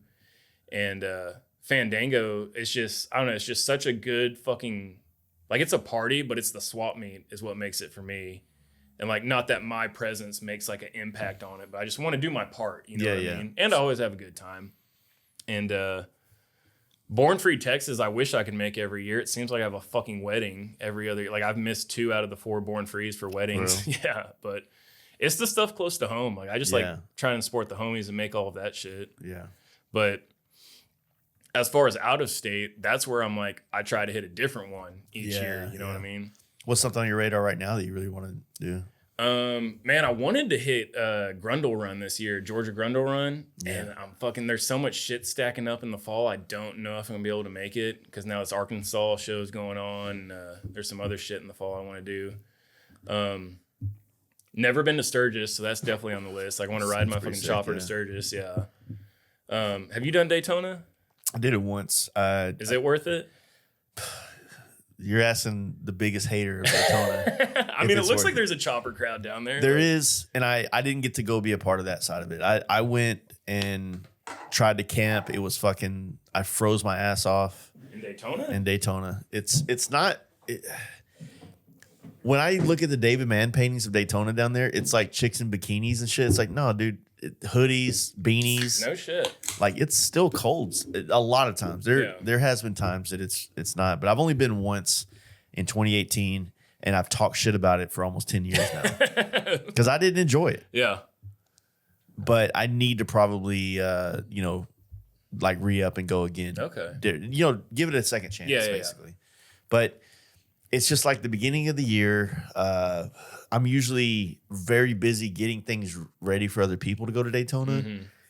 And I love Mama Tried. I would rather drive to Mama Tried and go do podcasts, different places all up in the Midwest and do Mama Tried and then come home and then I need to work. So it usually would line up where I do Mama Tried. Then I come home and I'm working and Daytona's happening like a week after Mama Tried. I got you. Yeah. Mama Tried's more important to me than Daytona. Yeah, I get that. Personally. I definitely, after being in Milwaukee, just like when nothing's going on, like that was my first time up there. I definitely want to go back for Mama Tried next year. It's so sick. Just hang out with all the homies and fucking. That fucking town loves Harley Davidson. Dude, I had so much fun there, dude. Yeah. Just drink and eat is all we did. Dude, like, the best. Yeah. Like also like we hit the fucking Harley Museum. We went to the Miller Brewery, was actually really cool too. I heard Have you done that? I haven't done it, but I heard it was a good tour. It's worth the money, dude. It was fucking cool, yeah. But yeah, dude, it was just like, and then, we did the museum because obviously that was like, this is why I'm here. Yeah. But then that whole town, dude, is just... Dude, the neighborhood bar shit is what I fucking love. Dude, I'm so glad you fucking brought that up because we met up with some people who... I was up there with my sister and she had a friend up there who lives there forever. So we went and met up with her and I was telling her, I was like, dude, we don't have this in the South where you just have a neighborhood bar on every fucking corner you can walk to. Yeah, like, it's very much the Midwest. Like we have to get in a car and drive. It's the Northeast as well. Okay, yeah. Like Boston's like that, New York, all the Northeast. It's Bible Belt shit down here. There, I looked into it years ago because I do love that aspect. I feel like here, I feel like you go to the seedy side of town to do the seedy things. Yeah. As opposed to no, let me just go stop in the pub and see how everybody's doing, watch the game. Maybe I'll drink. I don't know. I just want to be around. It's more a communal aspect to it. Yeah. But then the other thing up there that I learned while I was hanging out there was that they have it's such an industrial town that has night shifts. Oh yeah. So these pubs are able to serve extended times because of basically around the clock. Yeah. Yeah, because you're getting off your night shift. You want to go have a beer. Well, your night shift ends at 3 or 4 in the morning, 7 in the morning. Yeah. So I think it's beautiful, man. Same thing in Iowa, Jeff's area, Davenport. Don't go there. Go there with the intention of, I'm going to get alcohol poisoning. I'm going to get fucked up. Yeah. Which, I mean, I guess the other side of that coin is it can breed a lot of addiction and bad shit too. But it's also, I don't know. It's everybody needs a neighborhood bar. Fuck. Bro, I saw you puking in that Jeep when you hung out with Jeff. Jeff gave me the grand tour, dude. I will never forget that experience. I want to go up there and fucking party with him, bro. Dude. He's the best, man. I met him the same time I met you at Beaver Bash. At Beaver Bash. Yeah. We hit it off that first night. I think we were both singing old 90s R&B together. You and Jeff were? Yeah, because we were reminiscing on dude, you remember Jodeci? You remember Casey and JoJo? And fucking knew it, just nerding out on all that shit. But Jeff has one good night in him because you remember the next day he was in bed for all fucking day. Just fucking done. Dude, the next day I had to go to fucking Cedar Rapids or whatever. I think it's Cedar Rapids to do a podcast with Darren McKeag. Okay. And Darren McKeag's sober. Okay. And I'm literally sitting in the parking lot of his building puking, so fucking drunk still. And I'm like, dude, I feel so disrespectful right now. I ended up just canceling. I went to the hotel, slept it off, came back the next morning, hung out with Darren. We didn't do a podcast, but we chatted up for a minute. And, his spot there, dude, Cedar Rapids. Actually, every part of Iowa is sick. Really? You got Jeff Wright, and I'm sure there's more people there, but all the bikers own bars. Oh, sick. So Jeff Wright has the Taps and Taco, which is a sick little bar. You got Jeff on the other end that has got Nubs, and he has the other bar that he's opening across the river. Cedar Rapids, I don't know if they have a bar, but the chopper scene there is strong. Yeah. And then you go Sioux Falls, and you got all that shit. All the AE chop, Al Emerson and the whole culture of the Midwest chopper shit.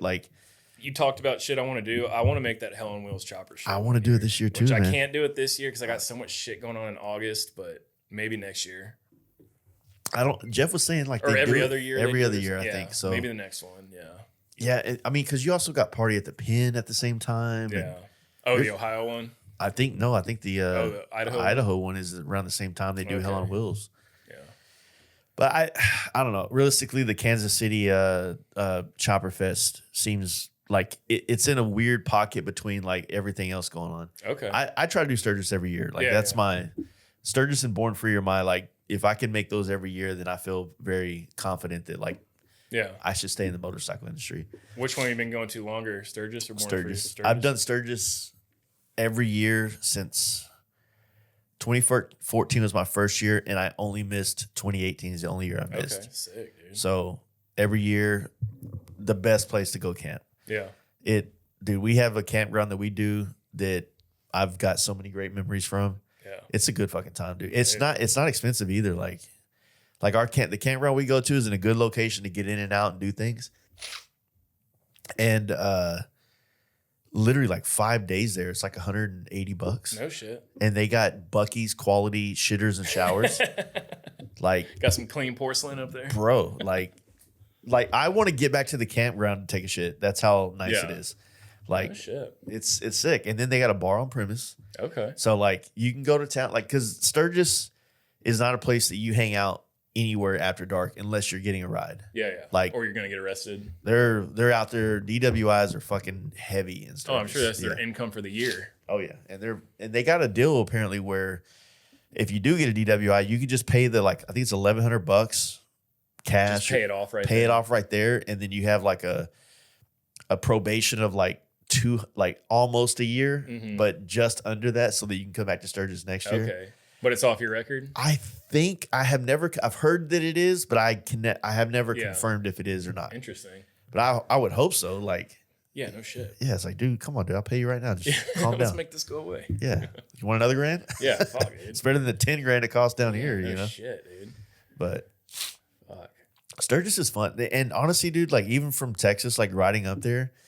A lot of people are like, oh man, it's so boring, straight up 35. I was like, yeah, get off the highway or make a journey. Like all those towns, like when we leave Dallas, we'll usually make it like, it's like 800 miles on the modern bikes. We'll get up to like Alliance, Nebraska. Okay. It's a railroad town. Yeah.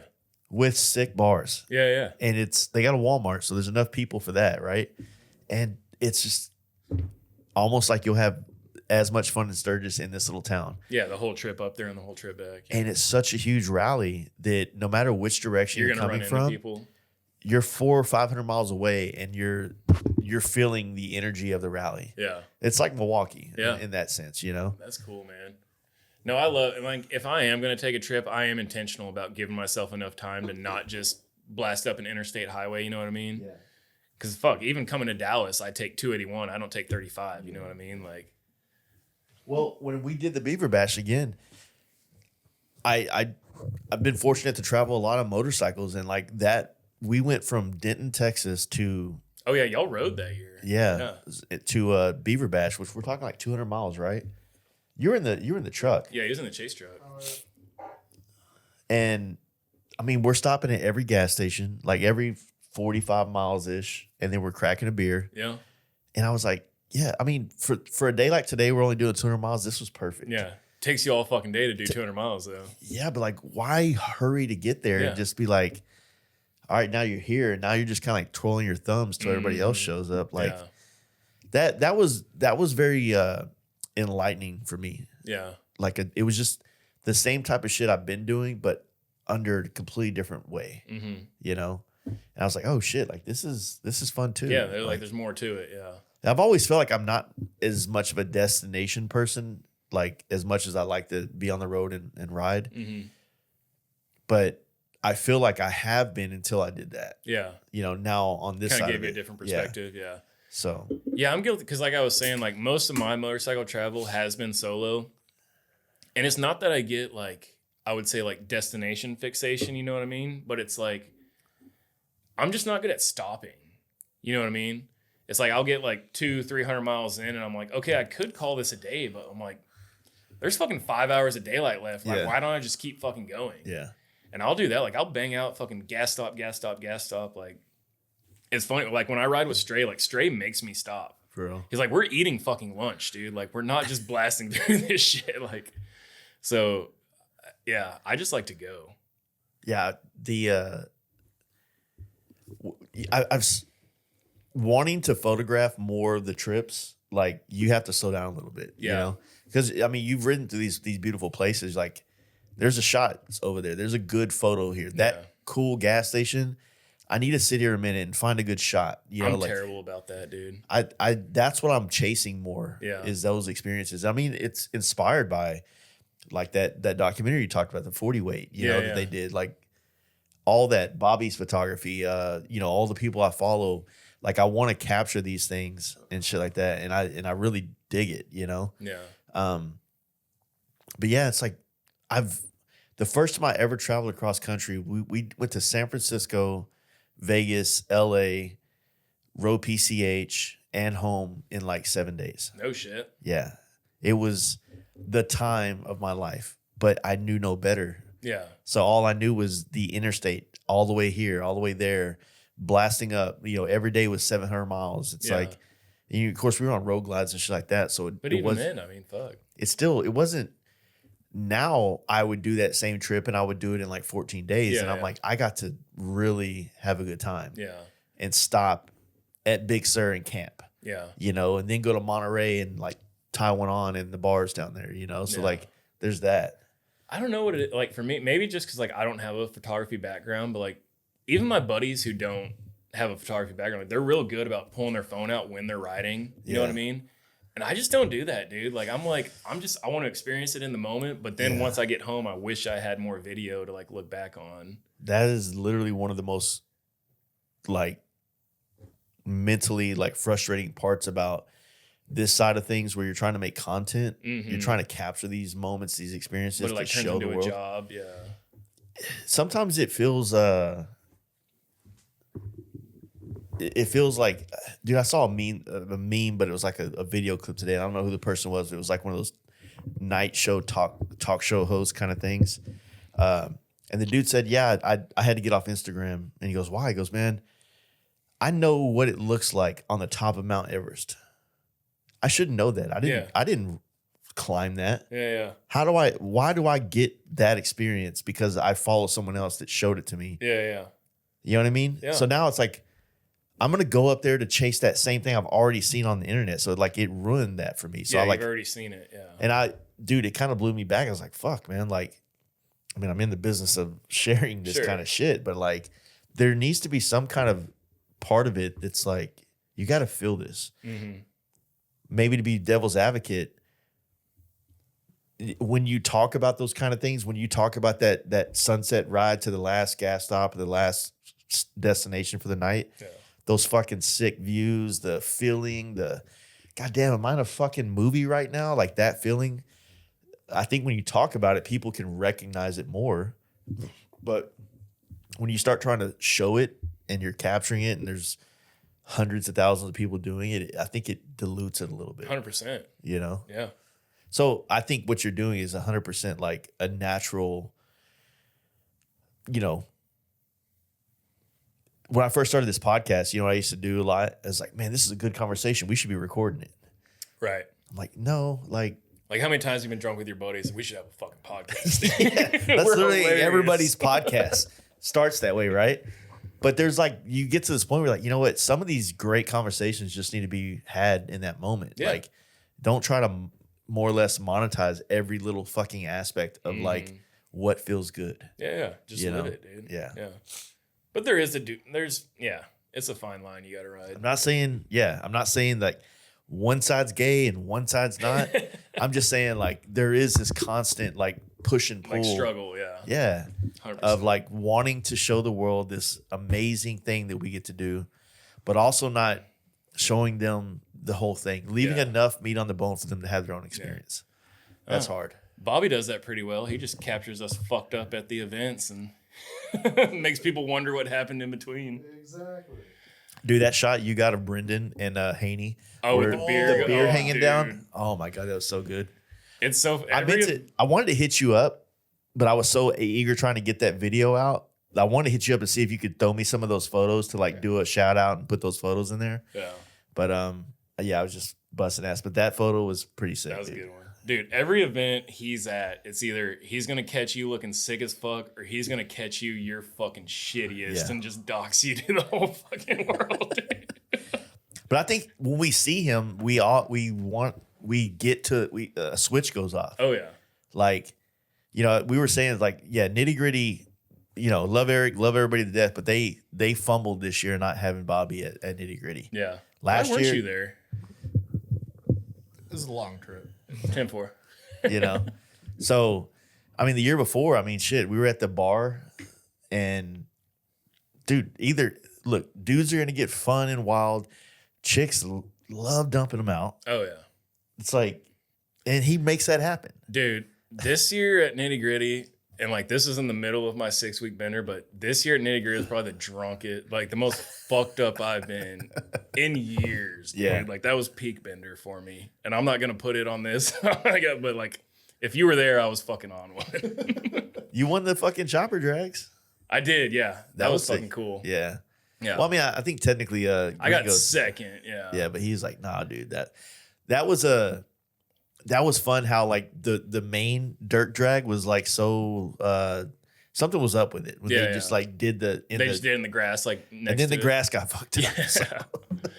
Dude, honestly, that's my favorite. Who is that other dude with the long chopper that had the Evo chop? Like I've photographed this dude multiple times. I don't know who he is. Was it a Evo Sportster or a Big No, Twin? Evo Big Twin. Big Twin. But he had that long bike that he was doing the dirt drags with you and everything. Fuck, I don't remember, dude. I was pretty tuned up at that point. And I didn't realize what was happening at the end because I lost that last race. You right? walked out. Yeah, I like pulled my bike over to my buddies and I started cracking beer and you're like, Graham, come over here. And I thought we were racing again. Yeah. And that PA fucking sucks. So I couldn't hear a word they were saying. Dude handed me a knife. Were and you I was on like, that? Sick. Were you on that run where y'all crossed? Yeah. Yeah, I got it on video. Yeah. I just couldn't remember that you were on that one, but that was like sick because I had it perfectly. I was in the center, because Taylor was doing the flag. She's awesome to photograph and film in that spot because she just plays the card well and does all the stuff, right? And so I had this good shot, and then it's just like it goes out and they crossed in the middle of it, and it was sick, dude. Yeah. And it's like in the moment, like I didn't even think about that. I'm like, oh, I'm going over here. I'm going to keep going. Having no clue how close or far he was from me. Like, yeah. Could have been bad, but it wasn't. So, yeah. So if you guys want to know what we're talking about, I put a Nitty Gritty recap video out. The chopper drags, he was heavily filmed and photographed one in that thing. So, yeah, dude, sick. There was one you came off, your foot was hanging off. And I think because you're so long and lanky and shit, like I think it was in the other lane. Yeah.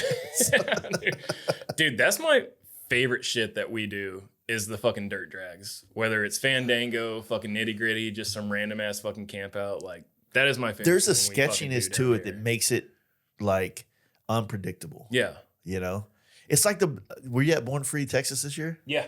When it started raining at the end? Yeah. Well, the chick that went off, who went off the fucking track? Wes from fucking Houston went into the pond. Yeah. And his bike was still running. Yeah. And he fucking rode it out. Yeah. That's sick, dude. He won. He won? Did Wes end up winning? He won. Yeah. And then somebody hit fucking Timmy's truck. That to me, it's like it's the chopper version of like a stunt show. Mm-hmm. You know what I mean? But it's like you don't really have to be skilled. Almost the less skilled you are. Yeah. Dude, like the year before last when Danger Dan ran into fucking the photographer dude, Schultz, Nathan Schultz. Schultz. Born Free, yeah. I mean, no. That was wild. Which go ahead. I just like remember seeing that happen in slow motion, like because as photographers, you want to get those angles, you want to get those shots, you want to get as deep into it as possible to get something into unique. harm's way, yeah. And he was in fucking harm's way. He was dead center in harm's way on that one, Yeah. So. And like I know we didn't fucking invent that. We're not the only ones who fucking do that, obviously. But like when people like my friends from around the country see that, they're like, fuck, y'all are doing that shit down there in Texas? Like it makes people want to come here just for that shit. My good buddy Dustin that does the LFG stuff, he was there with us. And because he does like slow races and he does a really good job of like hyping it up, doing it. We did it at Born Free Texas this year. And he's like I remember because I didn't get to watch the chopper drags this year at Born Free. I was doing something somewhere else, builder shit, you know what I mean? Yeah. But when I linked back up with him. He goes, dude, that was the sickest shit I've ever witnessed. I was like, yeah, dude. Yeah. The first time I ever saw it was at a Nitty Gritty like 2 years ago or whatever, 3 years ago. The first time they did it at the Salmon Lake spot. And I was like, yo, this is sick. Because usually when I'm at events, we're in a booth or we're camping. Yeah, you're like anchored to the fucking spot. I'm not really, everything I need is right here. And so now it's like when you're Gives you a reason waiting, to fucking... you want to. Dude, that wrestling was The wrestling was so sick, dude. Oh boy, pulled up in the Ultima and fucking got out and started whooping ass. Dude, fucking Eric said that those dudes only charge like $1,000 for that whole setup. Dude, get them there the whole weekend next year. Oh my God, dude. $1,000? Like, there was like 5 of them. Like, how'd y'all split that up evenly to make any sense? I'll They have put them on come to a my good birthday show. party. $1,000 done. Yeah, dude. Yeah, I'd ride down for that. That was a pretty cool experience, man. Like Nitty Gritty this year was on one for sure. Yeah, dude. They've got a good thing going out there for sure. Yeah.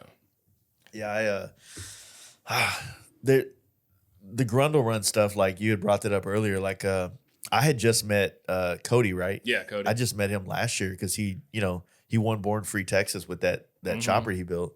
Now he's doing a sick one for Cali. Yeah.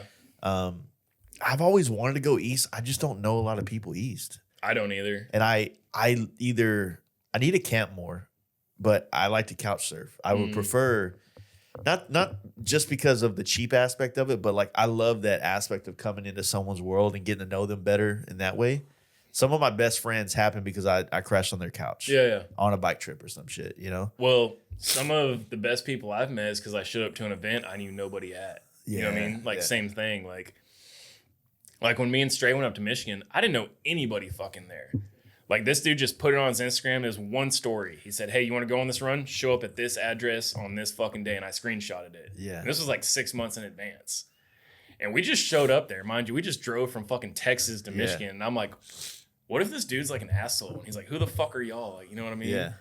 But obviously it wasn't that. They're like, you just drove from fucking Texas for this? Like, fuck yeah, dude. Come have a beer. Like, Yeah. And like, when I was just in Milwaukee, one of those dudes fucking lives there. We fucking met up, had beers, fucking met his wife, hung out all day. Like, Yep. dude. I mean, we've all said it a million times, but like the people you meet through these fucking machines in this world that we're in is like, that's why you keep doing it.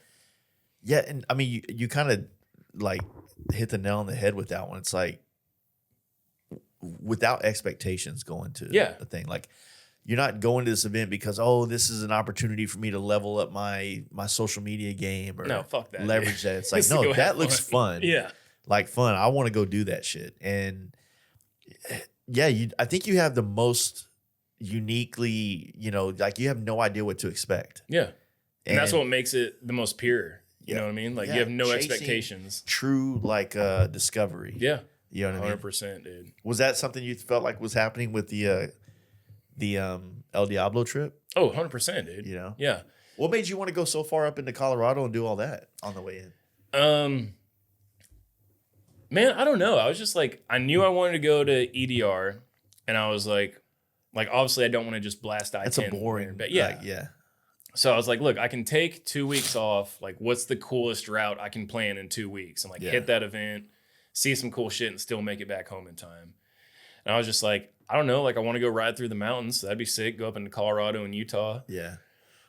And kind of just fucking planned it out. I was like, I think this will work. Yeah. And then just fucking hit it. And like the way back, I just hit the low line the whole way, like stayed below I-10, fucking just did like Bisbee and all that shit. Yeah, I went down into Bisbee, went through Tombstone, and then rode, what is it?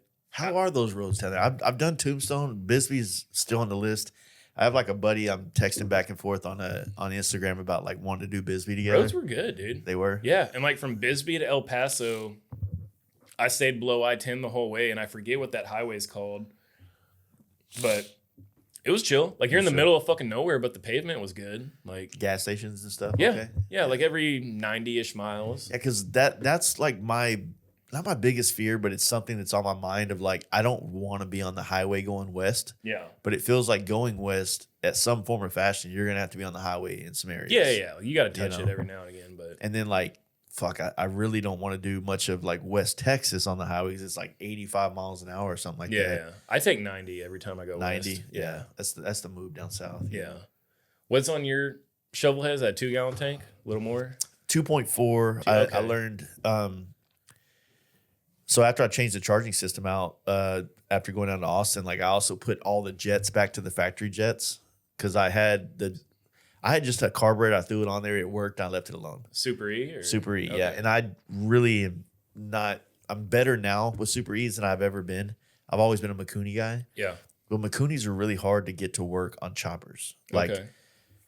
they're like CV carbs, and then my motor lower cases is an STD case. It doesn't have that center bolt on the case to put like a traditional carb support. And so you have to do all this funky shit to make a Mikuni work on a shovel head. So I'm like, you know what? I just need to learn the S&S. I need to figure it out.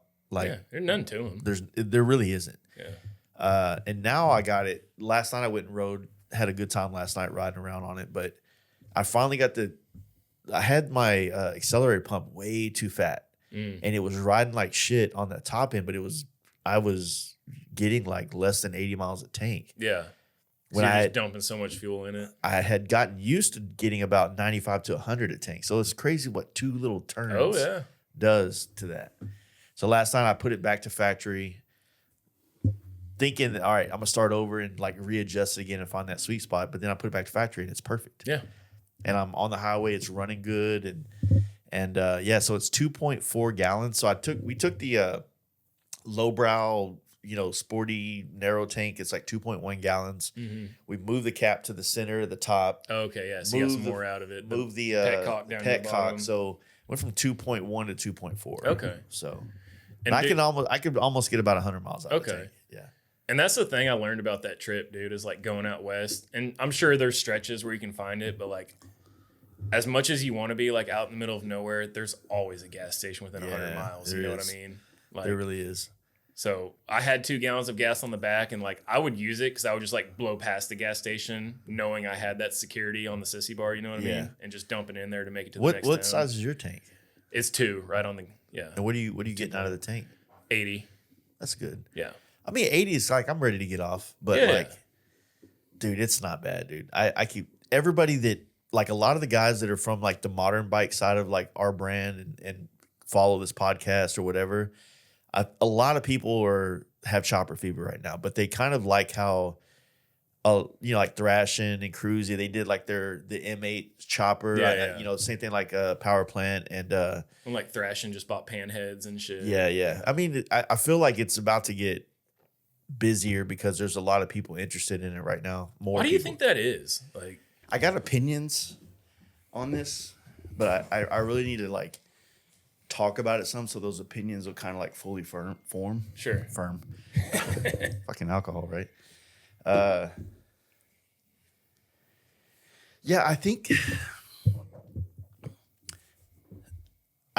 things like on YouTube, it's like about finding more content, but obviously, I haven't talked to Lance and those guys at Thrashing, but I know that when they did the trip last year to Sturgis and Dom was on the Shovelhead, the same way they all rode carbureted bikes. Mm-hmm.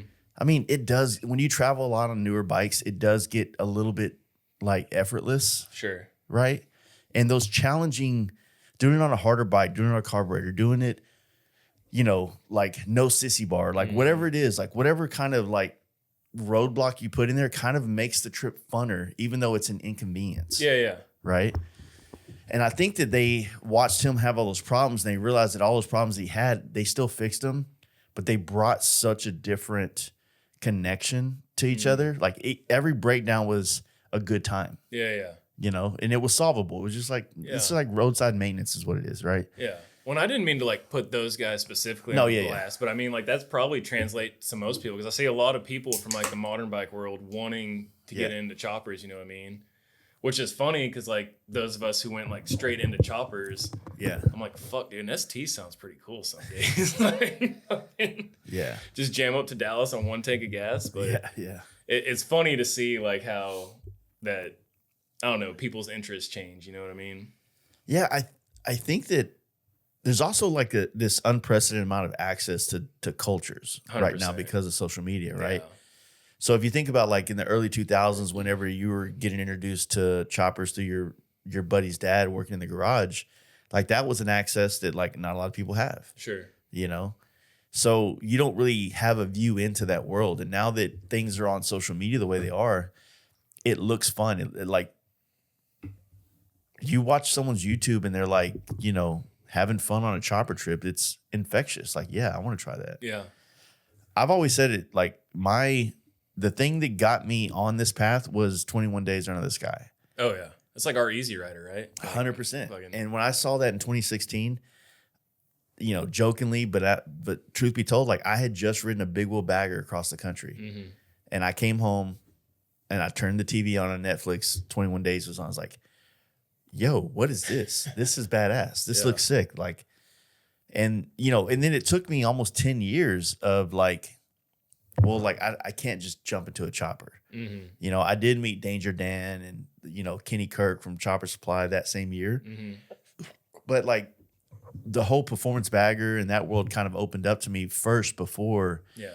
coming into this space. So I spent the last 8-9 years of my life like doing other bikes, FXRs mainly, you know, performance baggers, Yeah. like all that stuff. And it was Well, that's like lucrative for you too. it was good. It was Yeah. business, but at the same time, like it was, dude, performance baggers, the early days of it, I'm sure it's still great right now for a lot of people, but it used to be sick, dude. Yeah. It was just a smaller community across America. Mhm. We were all tight knit. You know, it was like you get to an event and it was just like Beaver Bash, but it was like we were on T-bars on road glides and Yeah. nobody was really doing that shit in the Mhm. early days.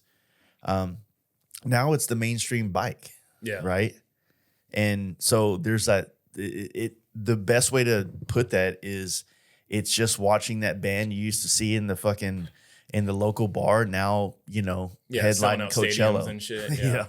Yeah. So it's like it's not that they're bad. It's just that you had a unique experience with it that is never going to be able to be had again, Mhm. right? Yeah. When do you ever get to go watch, you know, fucking Led Zeppelin play a fucking strip club or some shit Yeah, like right. that? You know what I mean? Yeah. Only like to your point about being so accessible, I feel like that's I mean, maybe I'm going out on a limb here, but like you can probably attest to this. You've been in both worlds now. Like Yeah. chopper parties are pretty fucking fun.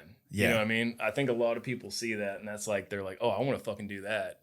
And like these days it's so easy. Either you can win a raffle or fuck, if you have enough money, you can just buy somebody's bike or have them fucking build Yeah. it for you. You know what I mean? And it's like it's a lot easier for people to like come into that world.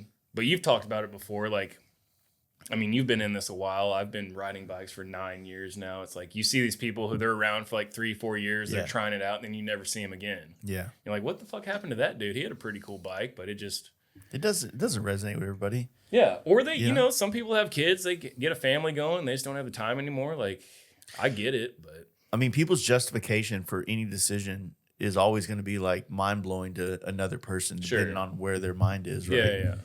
Like when I talk to people that in the motorcycle world that have zero desire to travel on a bike across the country, even if they have a road glide, like that's just not my thing. I don't want to do that. I just want to show up to Sturgis and the bike's there ready to go. Yeah.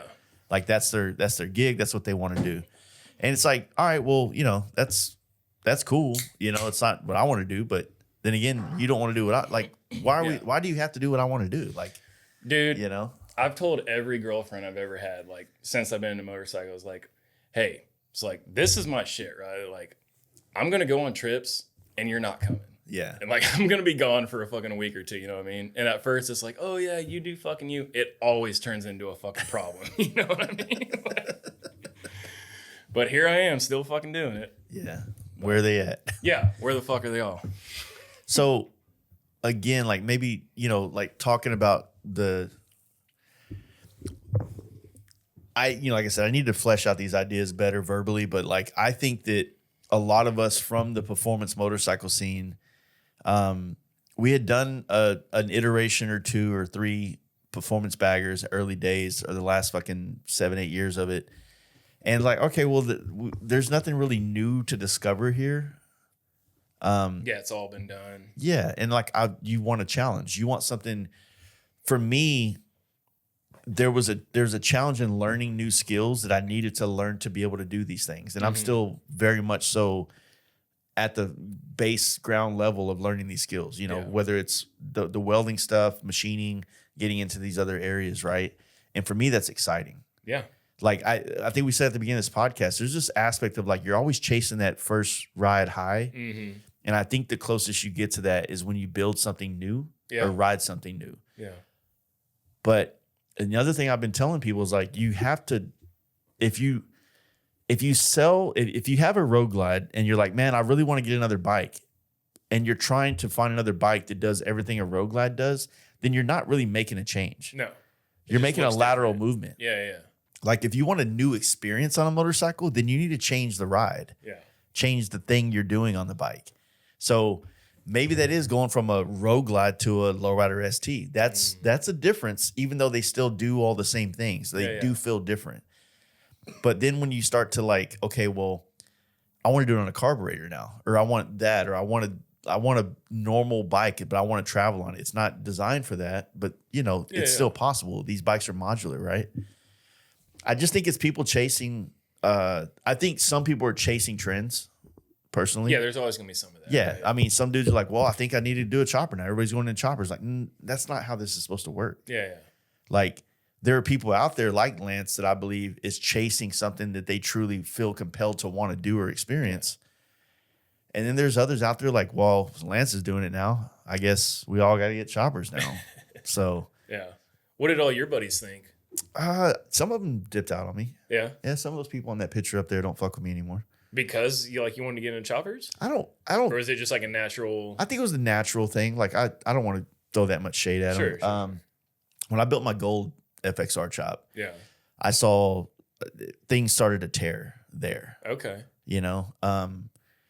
And there's like, I don't know, maybe I definitely want to take some responsibility for it because like my goals changed. Yeah, I still want to travel on a it. different place. Yeah, but like I want to travel on this bike now. I wanted a challenge. I'd literally do 3 trips a year on a road glide.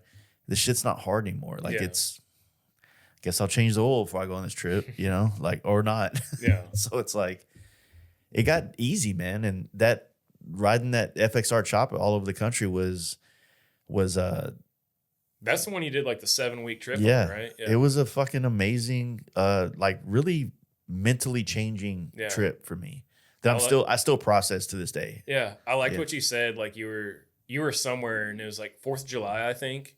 And you're like, I should be fucking stoked right now. And you're just like, I just want to be home with my wife right now. Yeah. Like, I have a picture of so I did a podcast that night that I put on my Patreon, and it probably sounded depressing as fuck. Like, dude, this dude's gonna shoot himself. You know what I'm saying? But I'm in a beautiful place. You look out my hotel room. There's mountains everywhere, and I got a 6-pack of hams from the gas station. I have a laptop and my podcast set up, and I'm like, well, it's 4th of July. I'm in Oregon. Today was the last day I got to see the ocean, Pacific Ocean. So I was kind of nervous about like going inland. Yeah, like, okay, there's not going to be any more ocean content or photos or whatever opportunities. There's just a lot they went through. I processed that trip enough now to like be able to say, look, I put that pussy on such a big pedestal to be so many things. Yeah. When ultimately it showed me what it was, and it was like a thing that changed the way that I thought about things. So but again, this chopper shit right now, I think it's 50% clout chasers and 50% people that are truly looking for a new experience on motorcycling. And to be fair, like you said it earlier, the chopper parties are the best, and I think that's why like the FXR Dyna performance culture, maybe the performance bagger culture that I'm talking about years ago, we always navigated towards, the giddy ups, the born frees, those kind of events. Like we party the same kind of. Yeah. There's always been like a crossover. Like, would you say you feel like, cause I know how I feel, but my answer's a little biased. Like, would you say chopper dudes are more receptive to that crowd coming in, or that crowd is more receptive to chopper dudes coming to their parties? I don't know that I can really I don't know that my answer makes sense because I've always gotten a little bit of a pass to go in any place I want to go. I feel like we're very receptive. Like I've always felt that way. Yeah, like y'all come fucking party. Like, I mean, I've always just used Giddy Up as an example. Like walking around the campground at Giddy Up. Of course we're walking around. No one's seeing the bikes that you're on. But we might be dressed different. Maybe we had Dixon flannels on or some shit. It's like people are like, yo, dude, like, what are you drinking? Come sit down. We're watching Easy Rider on the side of this van right now. Right. You know what I mean? Yeah. So it's like, I do believe that. And I think that the performance culture is open-minded too, but it depends, because performance motorcycles, a lot of the people they were looking for an identity in that, which, don't get me wrong, my identity is in motorcycles. I'm not like trying to point people out, but like, when you feel like that chopper being in your little set right there is fucking up your expectation or idea of what this is, that's a bad mindset to have for this shit. Yeah. You know? And then when you get to like these parts of the country where these guys are into like these YouTubers, like they're into like whatever Thrashing or Cruzy or, Tay from Storm Riders or whatever anybody's doing, they're into it. And then you find like the other guys in your little small town in the middle of, fucking South Dakota, Wherever the fuck you are. wherever it is, Wyoming or some shit. You might have a dude on a Yamaha Bolt, a Sportster, a Road Glide, and that's your fucking team, dude. Yeah. Like, y'all got to fucking go party it up, and that's your team. That's where you start. You know what I mean? And there's something beautiful about that. But if you're gonna put some kind of like, okay, well, those dudes don't have the bikes that I want, so they're not part of this world that I want to be in. I haven't yet experienced the pretentious chopper dude yet. Yeah. I know they exist. Yeah, they're definitely out there, but I don't know, man. In my experience, everybody has always just been so willing to share knowledge. You know what I mean? Like there's gatekeeping, don't get me wrong. I like intentionally try not to do that because like, one, I'm fucking nobody. Like I'm just a dude with a fucking cone shovel who fucking rides it everywhere. Yeah. But it's like I was the kid forever who just showed up on a Sportster, you know what I mean? Yeah. So it's like now, like I'd rather talk to the kid who rode his Sportster to the event than the dude who trailered his knucklehead, you know what I mean? Yeah, doing Sportster's hungry. Yeah. He's stoked to be And it's there. like now at this point, I know both of them. Yeah. But it's like you're fucking stoked, dude. Like I want to like tell me about your fucking ride. Like tell me what happened. Like it's like keeping that stoke alive, you know what I mean? It's like, yeah, you're gonna get there one day, dude, but like cherish this fucking moment. Yeah, that's a question I get asked a lot is like, when is the panhead or the knucklehead coming? And I was like, dude, I have no desire to have one. Yeah. Not saying I don't want one. Not saying I wouldn't. The way I think I explained it to Haney, I was like, I think the way those like generator style motors and are to me is like, that is just like something that happens. Like right place, right time shit. Right place, right time. Fucking it falls in my life. I'm not seeking it. Yeah. Like I'm sitting here talking about wanting to build an Evo chopper. Like I don't give a fuck about the whole like 84 and back kind of bullshit. No, I don't either, dude. I'm like, dude, I like riding them. To me, the chopper aspect of it is like yours, like mine. It's the hardest possible way to ride a motorcycle. Yeah. Jockey shit, no front brake, hardtail. Like, not saying that other things can't be choppers, but like whatever motor you put in that, I don't really give a fuck. Yeah. You know what I mean? Me and Jacob have talked about that before. Like, I don't know. Cone shovels is like a sweet spot, dude. Yeah, I agree. It's still chopperish enough to be fucking cool, but it's like still reliable enough and honestly available enough. You can beat the shit out of them and not have to worry about blowing up fucking cases that are irreplaceable. You know what I mean?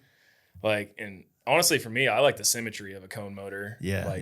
Generators are cool. Don't get me wrong. I'd love to have a generator shovel, but to your point, I'm not fucking seeking it out and saving up for it. I'm perfectly happy with cone shovels because I can just beat the shit out of them, ride them all over the country. Like, I honestly agree with you. I think that there's, I think that's like a good point that you just brought up.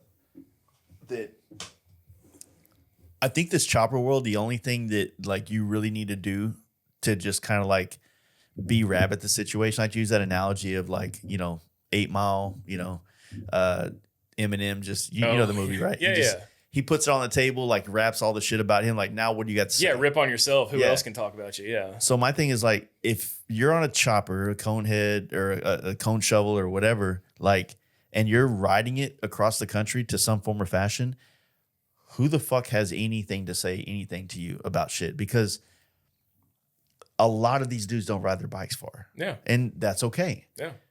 But if you want to get in a pissing match, all right.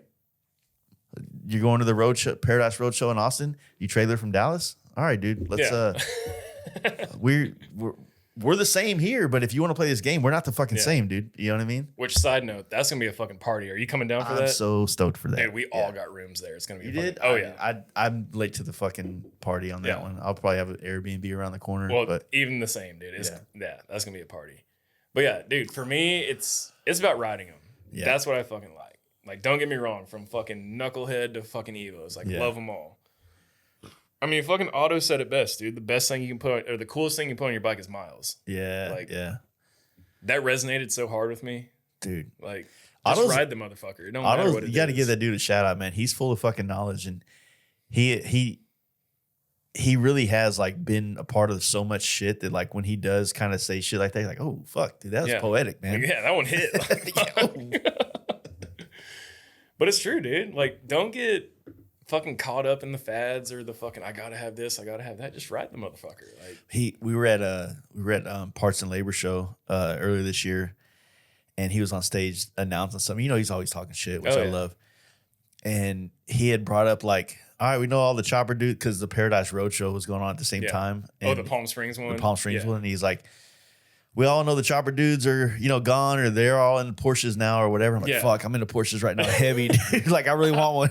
I can't afford it, but, you know, like, it's just crazy. I don't know what it is about, like, there's like this. I hate the fact that, like, culture has, like, this thing that, like, like when a band comes out and it, like a Metallica, right? A lot of people are like, I don't like Metallica. They're too mainstream. But, like, fucking Sandman hits, dude. Yeah. When it comes on, certain places, like, I fucking love it. You know what I mean? Well, that was like the turning point, right? Black Album was like when they got mainstream. Yeah. A lot of people would say it was probably like Justice for All or whatever. But like me personally, like I understand the analogy, but like, I don't know, man. Like when something is just good and a lot of people like it, it's for a good reason. Yeah. Right? Yeah. And, you know, the Chopper thing, I mean, for me, getting into it, there's just so many parts of it that I'm like attracted to. The visual aspect of it from being a photographer and wanting to capture. When you shoot a Chopper, it can be a timeless photo made in 2026. When you shoot, you know, like, and I'm not saying this is any bad way because I love shooting newer bikes too, like the Road Glides and stuff like that. But you have it's dated. Yeah. Immediately, you know. Who was that you just shot? Was that your Louisiana trip where you were like under his arm on the jockey shift? You know what I'm talking about? You just posted him on your shift. Oh yeah. So that dude is Peyton. Okay. And those were cool shots, dude. Bro, like I'm you know, Corey from Main Drive's coming in tomorrow. We're doing a whole podcast on our hog experience. Yeah. So I think I'm gonna call that podcast Cranking Hogs. No, that's too everybody does that one, but like Corey and Jace go hogging at the hog rally or, you know, something like that. I don't know. I'm whiteboarding it right now. That one. Yeah. But, you know, big shout out Miranda. She has been a great, you know, Haney Miranda, you know, 100% like Miranda Haney. Justin and Miranda have been a big supporter and helping me like get into like the Harley good graces and whatnot. Yeah. And so before she, you know, like took her exit, she did get me set up to go do this photography thing down there at the hog rally. And originally I turned it down. I was like, that's not my fucking jam. Yeah. You glad you did it though? Oh, I'm so fucking glad I did. Yeah. And you know, I was talking with Bobby a lot because Bobby's actually done the stuff for Harley as well. And I guess for me, I was tasked with shooting things I've never shot before, like people, and like, did you have like a checklist? Yeah, like they wanted this shot and that shot? Well, they want these types of things. Okay. So there was still like room to be creative. There was still room for opportunity, but the types of things I needed to shoot was still kind of constrained in like, okay, well, this dealership is tucked in like a strip mall kind of area. So the background's not, you know, Phoenix Mountains or, it's not cool. You know, he got to shoot Chopper Fest. I'm over here in whatever. Yeah. But Louisiana is sick, dude. Oh, I love it down there, dude. Dude, it's so flawless. The food is so good. Oh God. The people, like I talked about energy in the desert. There's an energy in Louisiana. There is. Too. So I'm gonna probably tell the same story again tomorrow when I do the podcast with Corey, but I gotta give this dude a shout out, Peyton. I'm in the registration area for the hog thing, and I'm I'm nervous. I was telling him I was nervous about the whole thing because I've never shot this type of stuff and I want to do a good job because I want a second opportunity. Yeah, pressure's on. So I'm like shooting anything that looks interesting, whatever. I walk out of this registration booth and there's a fucking cone, dirty ass shovel head chopper just fucking right where you're sitting. Yeah. But like 100 yards back. I'm like, sick. I go straight to it, start shooting. And I'm like, fuck, this is sick. Who is this dude? And then of course he starts walking out. He was getting coffee. I'm like, obviously it's his, the way he's dressed and you know, chopper. The nicest fucking kid, man. Nicest dude. And he was just there, like, yeah, you know, my dad's coming up here later. He's part of the hog chapter. Was here. he from that town or like he's from there? Okay. So he's from there. But come to find out, he's been in like San Francisco for the last like 10 years. Oh shit. And he just moved back to kind of so he's bringing all that influence back to. He came back. I don't know all the details as to why, but I think he needed to catch his breath a little bit. Sure. In more ways than one. But man, like we hit it off and we hung out every fucking day. He doesn't drink. He's sober, but he hung out with the bar with me every night. Okay. Drank some NA beers. We had some great conversations. Yeah. He was just sick. And then the way what was crazy about it, he walked in and goes, dude, I just watched your Nitty Gritty video. Oh, sick. Because he's not on Instagram. Yeah. So I'm like, dude, we hit it off. It was a good time. That's awesome, dude. I got so many sick ass shots of him and his bike and with his dad. Like, I don't know. Harley's supposed to put a blog out that I wrote that I'm kind of worried they won't put it out. How long did it take from like? You wrote it, or it took a while. Okay, maybe I don't know. Like I was honest, but I think that like my approach to it was I wasn't really jerking off the idea of the event as much as like they probably wanted like or, maybe like because what I would try to say is look, this was my experience at the hog rally. Mm. And my experience is very unique because I'm here for a different reason than like if I was just jumping on a bike and going there. Yeah. So I show up, I meet this dude that's got a bike that I'm into. His dad rides. There's this 30-year gap between this man and his son, and they're shamaning me around fucking Louisiana bayous and showing me all the cool shit. Yeah. And they're both, his dad and himself are both rad fucking dudes. Where in Louisiana was that? Lafayette. Yeah. Okay. Lafayette. Dude, I fucking want to go back so bad. Dude, I want to go down to like Mariah's spot. Like, you know, Mariah? I don't know. Oh, fuck, dude. Like, they're like down, like, I think south of New Orleans, like on a houseboat in the fucking bayou. Shit. Like, the bar is on a fucking floating fucking, you know what I mean? Like, I think they have a town down there called Venice. Yeah, that's like where people go fishing. Like, tuna fishing, you go out of Venice. Yeah. That's like the southernmost point of Louisiana. Yeah. Dude, it was a good time, man. That's sick, dude.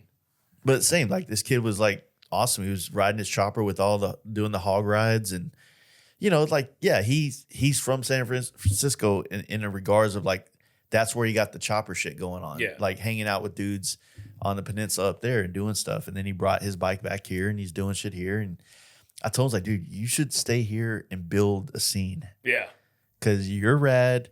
You got his other buddy has a tattoo shop that we were riding with. I got some good shots of him. He was rad.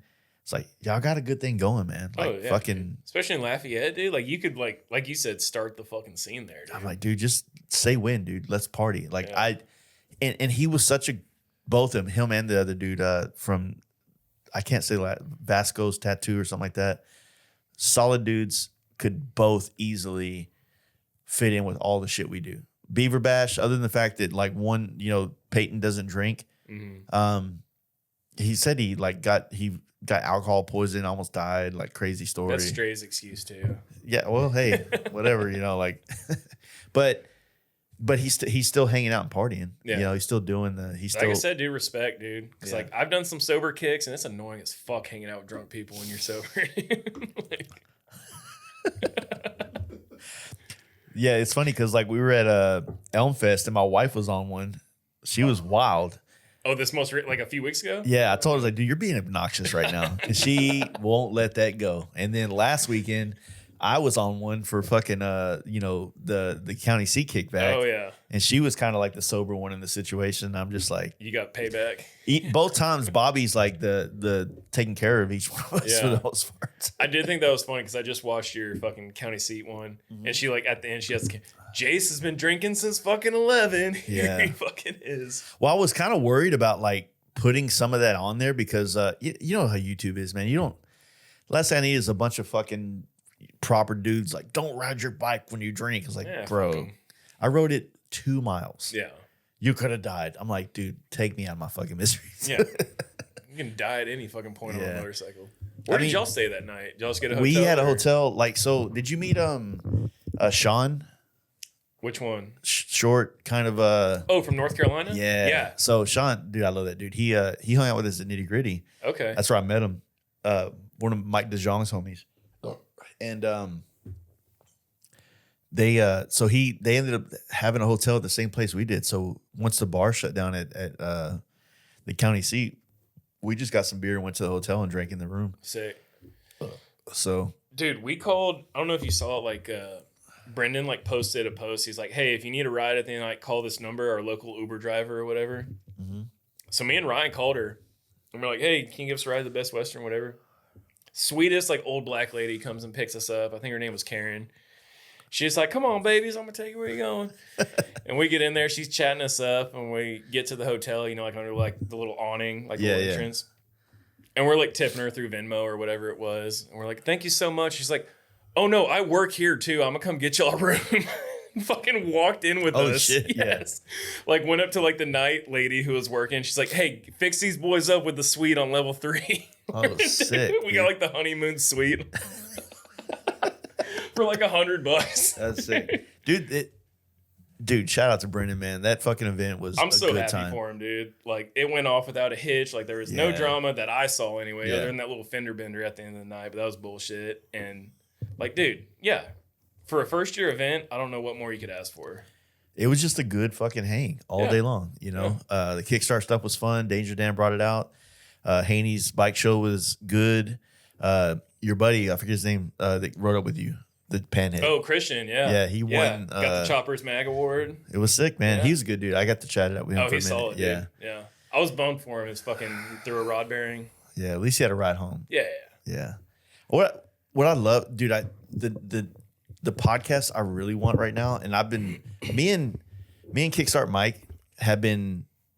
There's a photo that Michael Lichter took of me and him riding next to each other. The first time I rode a chopper was at Galveston. Okay. I was riding. What's that dude out in East Texas that has all the choppers? Larger fella, but he moved from like Montana and has like a bunch of choppers. In East Texas? Yeah. You know what I'm talking. I do. He's like friends with like all the dudes, like, but older guy. He was down at Galveston. He had Chuck, exactly. So Chuck in 2023, 2023, I built a gold chopper. Mm-hmm. Michael Lichter hit me up and goes, hey, do you know Jason Ochoa? I'm like, yeah, I've known the dude since 07. Yeah. Right. I knew Ochoa before he was a chopper dude. Yeah. And he's like, yeah, well, we're going to do this thing at Galveston for the bike rally. And, want your bike, and you should get with Ochoa because he's putting a lot of bikes together to go down there for this. And so that was like the thing that connected me and Jason back because we've known each other for many years. What was the connection back then? Just he curious. hit me up to paint something a Okay. long time ago. And then, so we reconnected and, we hit it off again. And then that's when I met Haney was down there. Oh, okay. And I didn't really talk to Haney much, but what Jason told me he's the one that does the Denton Burnouts thing. I was like, oh, sick. I want to have him on the podcast. I haven't been to it, but I'm obviously kind of transitioning into this world. So, we were down there and my bike was on the pedestal. So I couldn't go on the ride where Lichter was riding backwards, shooting everybody. Yeah. So Chuck loaned me his old lady's shovel head. There was kickstart, but it had electric start too. Mm-hmm. And I was like, I'd never kickstarted a bike. So I was kind of like scared to do it. So I'll take the one that turns on. Yeah. Like, Get it warm with a starter. Yeah, Kickstart it later. so we go on this ride, and then like it just so happens that me and Kickstarter riding next to each other, and it's so sick because riding the choppers, like how close you can ride to each other. Oh yeah. Especially on Seawall in Galveston, it was a fucking vibe. And so like I think I'm reaching over, we're holding hands or something like that, yeah. and Lichter got a shot. It was sick, dude. And but we've been going back and forth, like wanting to do a podcast, but it, just You and Mike? not forcing it though. Like I don't like to force anything. You know what I mean? Especially with him. Like I feel like that's gotta be very much on his terms. I want him to. It's the same thing. I went down to see David Brown the other day, just say, hey man, how are things going? He's like, dude, the response has been crazy. I was like, good. I'm glad people are responding because that was a sick podcast. You're a rad dude, man. You know? But I was like, you do understand, like, I've been coming here and hanging out, buying stuff for a year. Like, I wanted you to get to know me so that when we did do this podcast, you would open up. Yeah. As opposed to if I walked in, I was like, dude, if I walked in your shop a year ago and bought those spark plugs and said, hey man, you want to do a podcast? Yeah, like, who the fuck is this guy? Yeah. You know? So. No, Mike, dude, all we can hope any of us is be as cool as Mike at that age. Like, fuck yeah. Dude. That dude's rad, man. Dude, he's doing it. He's rad. He's living it. He's, you know, the trips he's done with Danger Dan, like Mexico, and oh man, dude, he is my spirit animal for old man energy. Well, just like his property too. Like I'm sure you've seen it, but I've seen pictures. I haven't. Yeah, he's got like I've never been there either, but he's got a few acres and like animals and like sheepdogs and shit. Like fucking killing it. Yeah, I think that. I you know, you said something earlier about how people will win a bike on a raffle or they can afford to just buy something. And I just hope that like they get the same appreciation for the culture that's behind these motorcycles. Because when you're on a chopper, it does kind of feel like you're carrying a psychological torch. Maybe not psychological, but just some kind of, you're carrying something further into time. Okay. You know, like you're like you feel like there's like a responsibility almost, like it's like, to me it's not my wall is covered in that David Mann stuff, and it's like I've always been drawn to it, but like you're carrying those same things further. Yeah. You know what I mean? In a way. I don't know. Not like it's some responsibility I feel like I have and I'm like trying to do this for like the Lord or some shit. No. Yeah, I probably said that wrong. No, I don't know. There was somebody, I forget who said it, but somebody had a tagline going a few years ago. And it was like, do it for the culture, not the scene. And like that kind of resonated with me too. Yeah, I dig that. Yeah. It's like, because this fucking culture has been around for a long fucking time. Scenes come and fucking go, you know what I mean? And it's just like fucking popularity contest, red carpet bullshit. But you know, you had brought it up earlier. We were talking about like the whole idea of like getting some buddies together to go in on a spot and just have doing like a community kind of thing. I'm like, dude, ever since I've heard about that through all the people who used to have blogs from the chopper scene back then, I have my own shop, but I like want that experience. So I don't know. But it's like all the people who like have done that, you know what I mean? I feel like it was like a bunch of dudes in their fucking 20s who just fucking dived in and did it. Yeah. It's like here we are in our fucking 30s and 40s. Like, yeah, we would love to fucking do it, but it would never be the same as like they did it from like day one, you know what I mean? Yeah. And not that it wouldn't be fucking great or cool or beneficial now. Like that would still be fucking awesome to have a shop with all your buddies. But that's what the dudes up in Kansas City have. They have the Blip roasters. The backside of it, they have it's like 5 dudes that are all in one big ass spot together, and each one has a corner that's like decked out for them to do their shit. Got their own little bay. But it's like I want to say I remember there being some kind of like bar aspect there, so it's like it's also their hangout and shit like that. They ain't gotta go nowhere. Exactly. That to me is where it's like, okay, this makes way more sense. Yeah. But dude, I mean, yeah, I think there was a necessity for that a long time ago. But I think there's also maybe like an aspect of that now. The necessity might not be because you have no other option. It might be because this is a great way to like have something communal, you know, a scene, if you will. Yeah. Yeah. What would you say? Build this. Do it for the culture. Do it for the culture, not the scene. Yeah. Yeah. Scenes do change, man. Yeah. 100% they do. But the culture, that's fucking. Yeah. It's like you don't own the culture. You're just a part of it. You're getting to experience it. Like you're a caretaker of it for some point in time. But like you might be a part of a scene or own a scene, or I wouldn't even say own, but like, yeah, that's a good one. I dig that. You like that? Yeah. I did too. It resonated with me. And it's like, because I don't know, like I've had this conversation, like it's funny the natural progression is like, like I started with skateboarding, and with most chopper dudes you meet, they're either skateboarders or they were BMX dudes, you know what I mean? Yeah. And it's like, I was a skateboarder. that got me into fucking punk rock. Like I was in the punk rock scene for a little bit, right? And then that just somehow naturally gets you into motorcycles, specifically choppers, it seems. You know what I mean?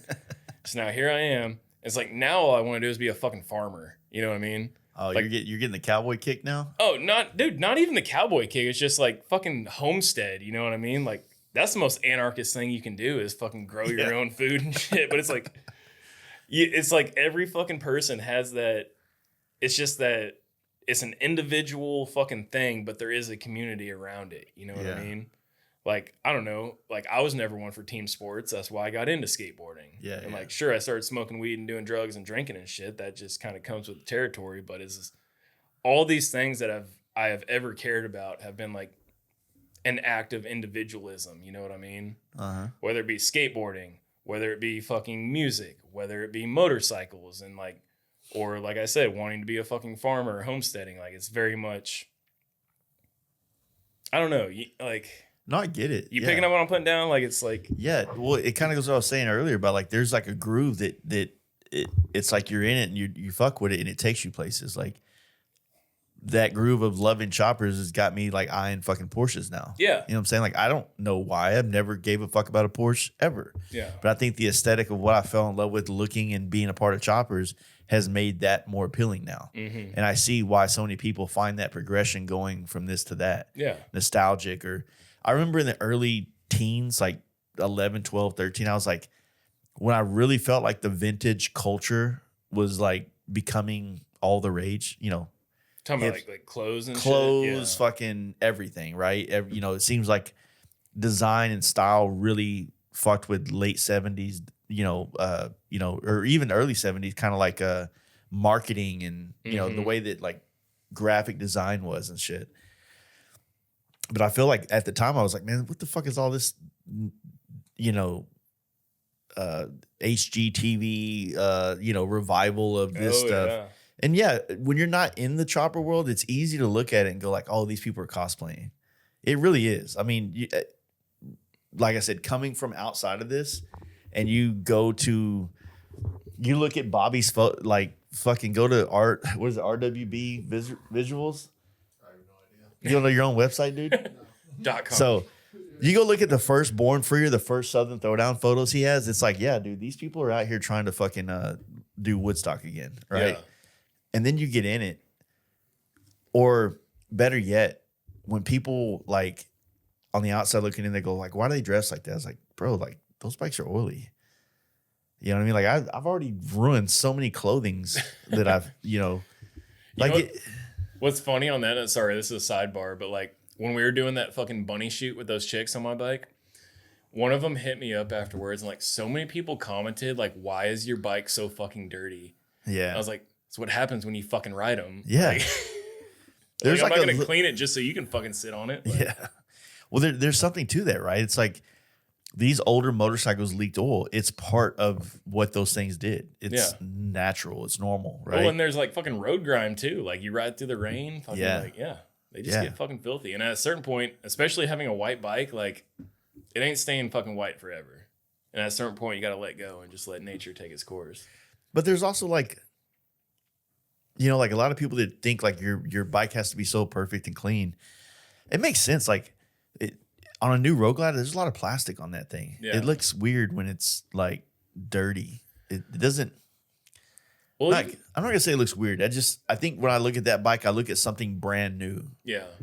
You know what I mean? Like if you bought a brand new house, like fresh pavement, fresh drywall, and then you went and choppered it up, it wouldn't fucking look right. Right. It's not the right aesthetic. But you take something older that has character and it's been lived in and it's worn, and then you kind of do that style to that, it fits. Yeah. Right?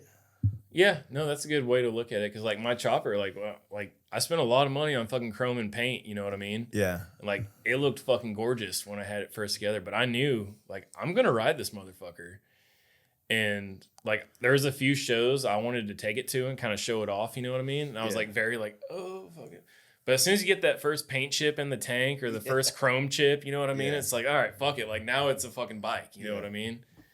And if you see it now, it's fucking filthy. And I could care less. Like, yeah, it's like, is Haney done with his world tour of the green bike yet? because it feels like he's just like keeping it pristine. Yeah. And he's like, it's just showing off, winning awards everywhere. Yeah. Like, I can't wait till it's as dirty as the pink bike. You know what I mean? The pink bike's just filthy, dude. Yeah.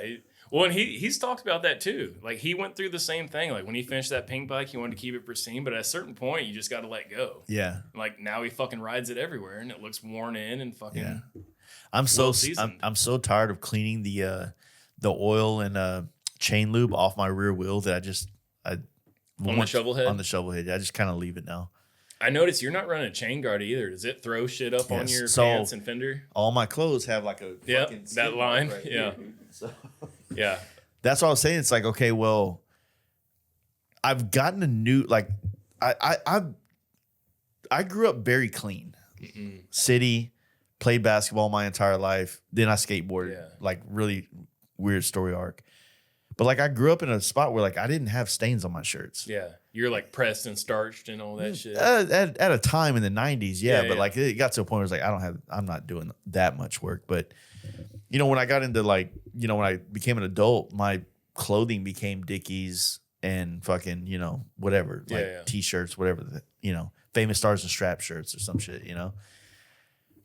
But then when you start riding these bikes, it's like, okay, well, I've always worn darker colors because I work in a place where I stain my clothes very easily. So it's a little bit easier. But, you know, now you get to the point where it's like, okay, well, you're just getting oilier and oily. Like, there's lots of, my hands are dirty. Yeah. You know what I'm saying? So it's like, there's just like a new thing that happens. It's like, stop trying to control this thing and let this thing do what it is and just fit in with it. Yeah. You know, and that's what I feel like the shovel head's been. Okay. Yeah. You know, when I was originally doing the bike, I never was trying to make it a show bike, and it's technically not a show bike. I wanted to just do a chopper, right? And then the Born Free opportunity came up, and I was like, well, sick, let's do that. I mean, it's a good looking bike. Don't sell yourself short. Like, it's Thank you. fucking, yeah. But it looks better when it's dirty. Yeah, they always do, dude. It just does. They always do. And it's not for everybody, and that's completely fine because it's not for anybody. I mean, no. Like, I say the same thing about tattoos. Like, you're the only one who has to like it. You know what I mean? Same with your fucking bike. But, yeah. I mean, people are spending a lot of fucking money on brand new paint jobs that look old as fuck. You know what I mean? Wanting like cracked paint and faded stuff, which like no shade. Like, if that's what you're fucking into, fucking do it. Like, but I wanted a brand new paint job, and I wanted to do that shit myself. Yeah. Create your own patina. Yeah, with like the gas overflow and the fucking dirt from the road and the oil and shit. Like, it happens quick whenever you ride them. You know what I mean? yeah, dude. You know? How long has the shovel head been done? It's probably been 3, probably going on 4 years now. Damn. Yeah. Like, I was trying to do the math on it the other day. Like, I'm probably somewhere between 15 and 20,000 miles on it. Like, yeah. Which, I mean, don't like, if for a modern bike, that's nothing. But for a chopper, I feel like that's pretty good. Like a 3-4 year span. Like, I meant to ask you when we were talking about it, but like when you did do that trip to El Diablo, like what was on a good day, 400 miles, 500 miles, like how did the bike react to that? Like, was there loose stuff? Was there... Dude, if I wouldn't have hit that cow, I don't think I would have taken a single wrench out of the fucking bag. You like, serious? Yeah. Damn. Like, nothing happened. Like, there were days where like, because probably on average I was doing like 400 miles a day. Like, there was definitely 500 mile days. Some of them were like 300 mile days. We'll call 400 average, but nothing, dude. Like, it'd get a little hot and it'd start like fucking popping on you and like backfiring, and like you could tell it was tired at the end of the day. You know what I mean? But it always started up the next day. And like, I took care of it. Like, I did 2 oil changes on that trip. Oh, you did? Yeah. Okay. Like, I fucking like I told you, the second day I stopped in Amarillo, I ordered some fucking oil from Lowbrow, had it shipped to my buddy's house, and did an oil change when I got there. And then I had oil on me. I did right before I went to right before I crossed into Mexico. I did an oil change that day.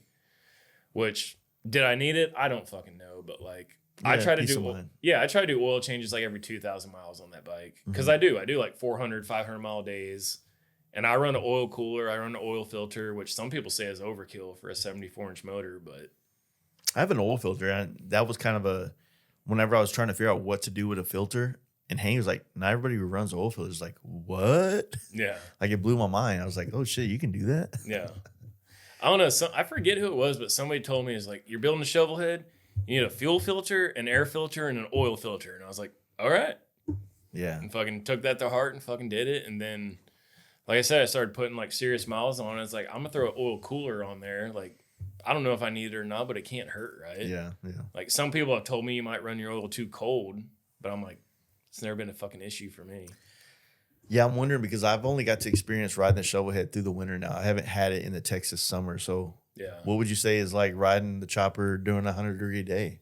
I mean, I've done it. And like, I run 60 weight, sometimes even 70 weight.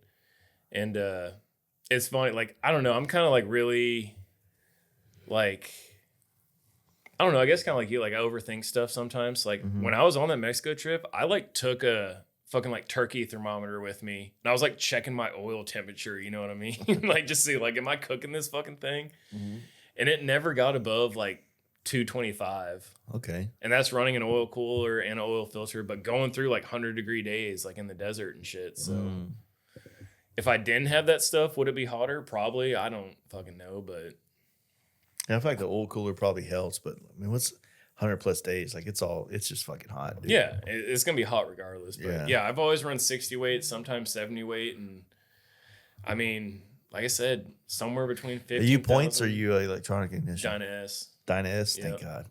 I went back to that. Yeah. It's funny, dude. Like, because I went through the same thing you did when I first put that bike together. Like, I finally had it ready and then had to learn how to kickstart a bike. And it kicked my ass, dude. It did. It probably took me a month to get that fucking bike started. And I had a fucking electronic ignition in it. I think it was a Daytona Twin Tech. And I was like, I started blaming that. And I was like, I'm going to put points in this bike. Everybody says points start easier. And it was Cheek and it was Jacob. And they were like, dude, it's fucking 2024. Like, you do not need to run fucking points in a fucking motor. Like, put a Dyna S in that motherfucker and call it good. Yeah. And I did, and it fucking... What do you think your learning curve was to get the kicker? It was operator error. 100%. Yeah, 100%. Like, yeah, right? I had no clue what I was doing. Like, I even called the dude, like, who built my motor, and I was like, dude, something's wrong. He's like, there's nothing fucking wrong with that motor. Like, it's you, kid. Like, just figure out how to fucking kick it. And I think I wasn't giving it enough gas. Like, mine likes a lot of gas. Like, 3 squirts, 3 prime kicks, pops right off. So the way my carburetor was set up, it's like the way that my bank account's set up. I was doing the same thing because that's like the general like advice people give: 3 pumps, 3 primes, and then turn it on and then try to kick it. But when I would do that, it would flood the carb. It would flood it out. And see, I was worried about flooding it, so I was doing less. Yeah. And so I got to a point where like I complained about it and I started to figure it out. And then I rode it to Haney's one night and me and my wife stayed up there. And then the next morning I was getting ready to leave. And then it just would not start. And then Haney kicked it for a minute. He goes, yeah, dude, this isn't right. I'm like, thank God. I thought it was me the whole time. Yeah. It still was. But so we swapped it to points there at his house. So we went to the shop I think you were talking about earlier that's down the Chopper street. John. Yeah, Chopper John got the whole point set up. Came back, threw it on, and then retimed it.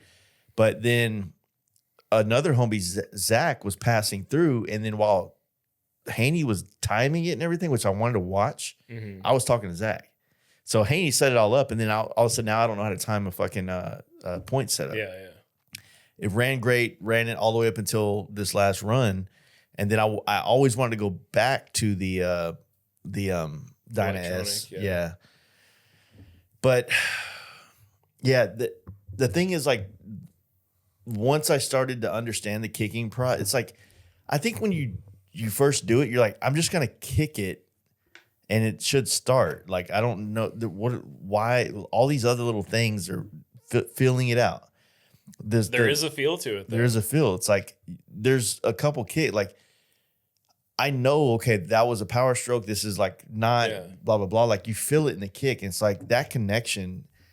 Like I can almost tell like, okay, I've been doing this for a while. All right, this is time it's going to start. And it does. Yeah. But every time I'm like in my head, like, I don't know if it's going to do it. Maybe I need to clear the carb out real quick. All right, dude, turn it off, That's when you open it fuck up. Yeah.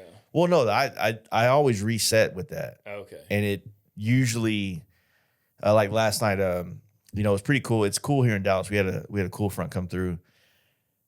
So I was like, you know what? I want to meet the guys. It dried up. I wanted to ride the shovel head. And I was like, all right, let me start this up. I had it start in 30 seconds. You know what I mean? Which was from cold for me. It was like, that's good. should I join a Kickstart competition now? Well, I was just about to say, like I do every Kickstart contest, one, just to participate and have fun. But like every time when I get out on a Kickstart contest, it's when you have to bring your buddy in and have him kickstart your bike. Yeah. Because like, dude, like I'll tell him like, hey, fucking quarter, like 10th of a throttle, hold your tongue this way, fucking blah, blah, blah. But it's like, to me, it's just it's muscle memory now. Yeah, you know what I mean? But there is something to it. Yeah. Like, but Dude, I associate it to what, like, I think DNA in me feels like when they finally kill like a woolly mammoth for food or some shit. when you get your bike started. I was like, did I just start a fire, dude? Are we eating tonight? There's just something like magical about that experience. Like you know, it's like seeing titties. Yeah. Every time you see titties, it's like sick. It's like every time you kickstart a bike, it's like sick, dude. It fucking started. You know what I mean? It's so visceral and primal, I think. And when you get it first kick in front of the whole bar, it's like, yeah, I did that. But like, and once you're like in tune with your bike though, it's like, you know, when something's wrong. Like if my bike doesn't start in like 3 to 5 kicks, like something's fucking wrong. Yeah. And inevitably, dude, it's like I was trying to take this chick on a ride the other day for like the first time.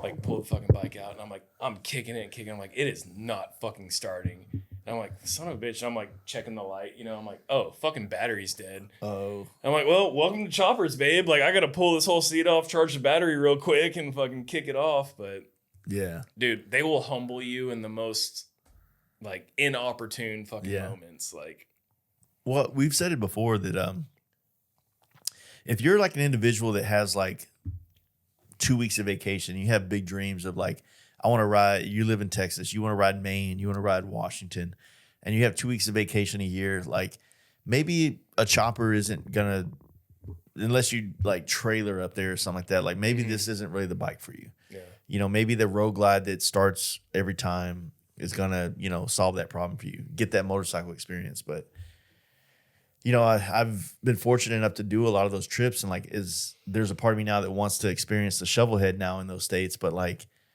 I fucking get stoked just doing the loop around my house now. Like, it's changed. It's made riding a motorcycle enjoyable for no reason. I heard you say something about that. You're like, yeah, these roads that used to mean nothing to me are all of a sudden so much more enjoyable on this specific bike. Yeah, on my Road Glide, it's like, dude, hurry up. Like, I don't want to sound like I'm talking shit about newer bikes because it's not really that. It's just that those do something different. Yeah. It's like taking, to make some kind of analogy for this, it's like taking, like, I would imagine, like, I'm not a hunter, right? But like, I would imagine going hunting and like hunting for deer and scoping. And if it's rifle, like there's a specialness to that. Mm-hmm. But you could just fucking take an AK out there probably and spray and just pray. mow the motherfucker down. Yeah. Right? It solves the problem. It did what it needed to do, but there was something different about, you know, like the work you did in that other one. I like that analogy. No, that's good. And so for me, I feel like the Road Glide is the AK. Or the, you know, whatever machine gun, right? It's the thing that just does it really effectively. And so it solves lots of problems. But if you're looking for an experience, again, I can't really say that because the Road Glide is an experience itself. But like, if you're, I don't know, if you're I know something exactly more what you're visceral. talking about. Yeah. You know? Visceral is the exact word, dude. Because I was talking to Bilal about this the other day. I was like, when I was on that EDR trip, like I was trying to like put it into words what I was like experiencing. And I was like, I feel like riding a fucking like garage built fucking chopper is the most like visceral, raw way to experience maybe a fucking 100th of what like our ancestors experiencing, like westward expansion. Yeah, you know yeah, what I mean? yeah. Like these motherfuckers Crossing are the plains, going through a wagon on this shit. Yeah, and it's like that is like in the modern day and age, that is the most visceral way you can experience like the ruggedness of what it took to get there. yeah. And like Patience. yeah, You know, like patience creates a lot of patience is a virtue. Dude. I think a lot of people need to like think about this, and I had to deep dive this on myself. If riding and traveling on motorcycles is it's easy to say it's the journey, not the destination. But it's easy to say that, but to live that, like when you don't want to stop, when you just want to keep going, when you know, like you don't want to get off the highway because that's going to add 2 hours to the trip. Like, yeah, you're kind of destination driven, brother. Yeah, you know what I mean? Like this is about like finding new shit, doing something different. You know what's cool about like, there's nothing special about the sights you see off the interstate. No. You know, like the first time I saw like a Cadillac Ranch, I was like, the fuck, this is it. Like, yeah, I thought this right would be there. way sicker. You know what I mean? But when you have to go to, I mean, Monument Valley is technically off of a road, but like, it's not off of a main road. It's not off of a main vein highway. You It's gotta like, want to be there. it's on the 10, the 20, the 30, the 40, the 50, whatever. And so like you have this aspect of like earning something, Yeah, right? And so, you know, the Grand Canyon's sick, right? A lot of people go there, but when you go there and there's 400,000 people there yeah, in buses and droves like and like 7 different languages ah. being spoken around you. Yeah. But then you go to Palo Duro Canyon and there's like a few people there. And Oh, you're like, yeah. it ain't as big, but goddamn, this is different. This feels different, you know? 100%. All those little things, like, you know, people keep asking me when I'm on podcasts. One of the biggest questions that I always get asked is like, "What's your favorite ride or road or whatever?" And it's like, bro, like some of the best roads I've ever ridden are the ones that it's not the road, it was the sunset, the homie behind me, the weather. It was all the fucking feelings all the senses that were getting went tapped into in it, yeah. that made this better than when I was on PCH. Or Dude. better when I was on, you know, some other amazing road. And I think that's the one thing that people need to accept is like, don't chase that shit. Chase the in the now. Like, Yeah, being present in the moment. so those yeah. roads around my house, I'm like, they're sick Yeah. on this bike because when the sun's about to go down, I got a ton to make that rip. And you do, and you catch that. I come back around the loop and then on the way back to town, I get to cross the lake. Yeah. And the sun setting, I'm like, I made it. Fuck yeah. Dude. Felt good.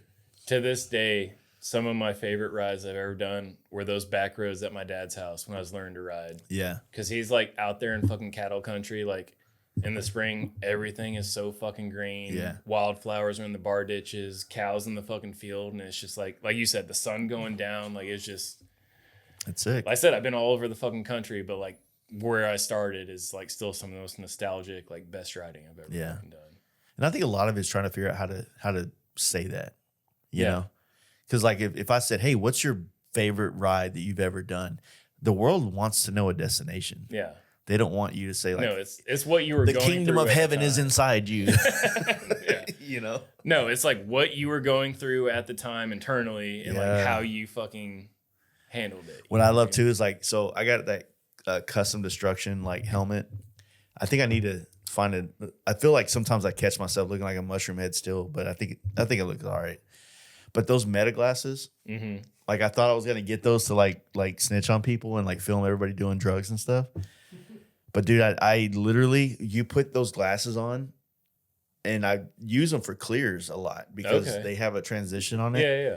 And dude, the music You can is listen to music, crystal yeah. clear in that helmet with those things on. Dude, all the homies are getting those. They're like posting their Instagram stories with them and shit from like meta glasses or whatever. Yeah. It's pretty cool. Yeah. Yeah. I mean, it's like again though, it's like it goes back to that statement of like, okay, well, Do I want to be present in the moment or do I want to be recording it? Like, and that dude, when doing the YouTube shit is 100% the duality or the push and pull, the tug of that thing is like, do I take this sunset in or do I try to think of some motivational bullshit to spill out on this fucking GoPro right now? yeah. You know, this is what I do it for, guys. You missed out.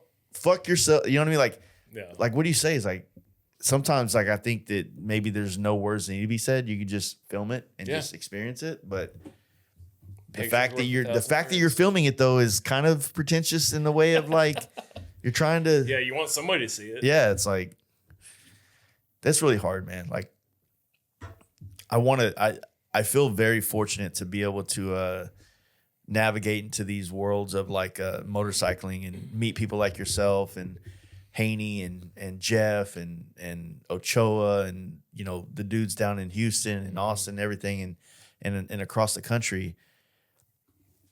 And there is this inherent, like, I want to share it with people. Yeah. Like, I mean, this podcast is technically sharing it in a way, but like the video aspect of it is just kind of like, it is fun making them. Yeah. You know? Well, and your vlogs are sick, dude. Well, I appreciate that. It is a fun fucking, you know, like, this is cool, you know what I mean? But it's just two dudes talking across the table. Yeah. Like, ride videos are sick. Yeah. Like Strays. Yeah. Oh Strays killing it on the ride videos. Those fucking, the music videos, basically. Yeah. It's like, I dig them. Like, they're a vibe. You know what I'm saying? But it's cool. Like, people like actually like see shit in motion. Like the one you posted the other day where you're like going to the county seat. You're like, hey, just got this bike started at my house. Here's the ride up.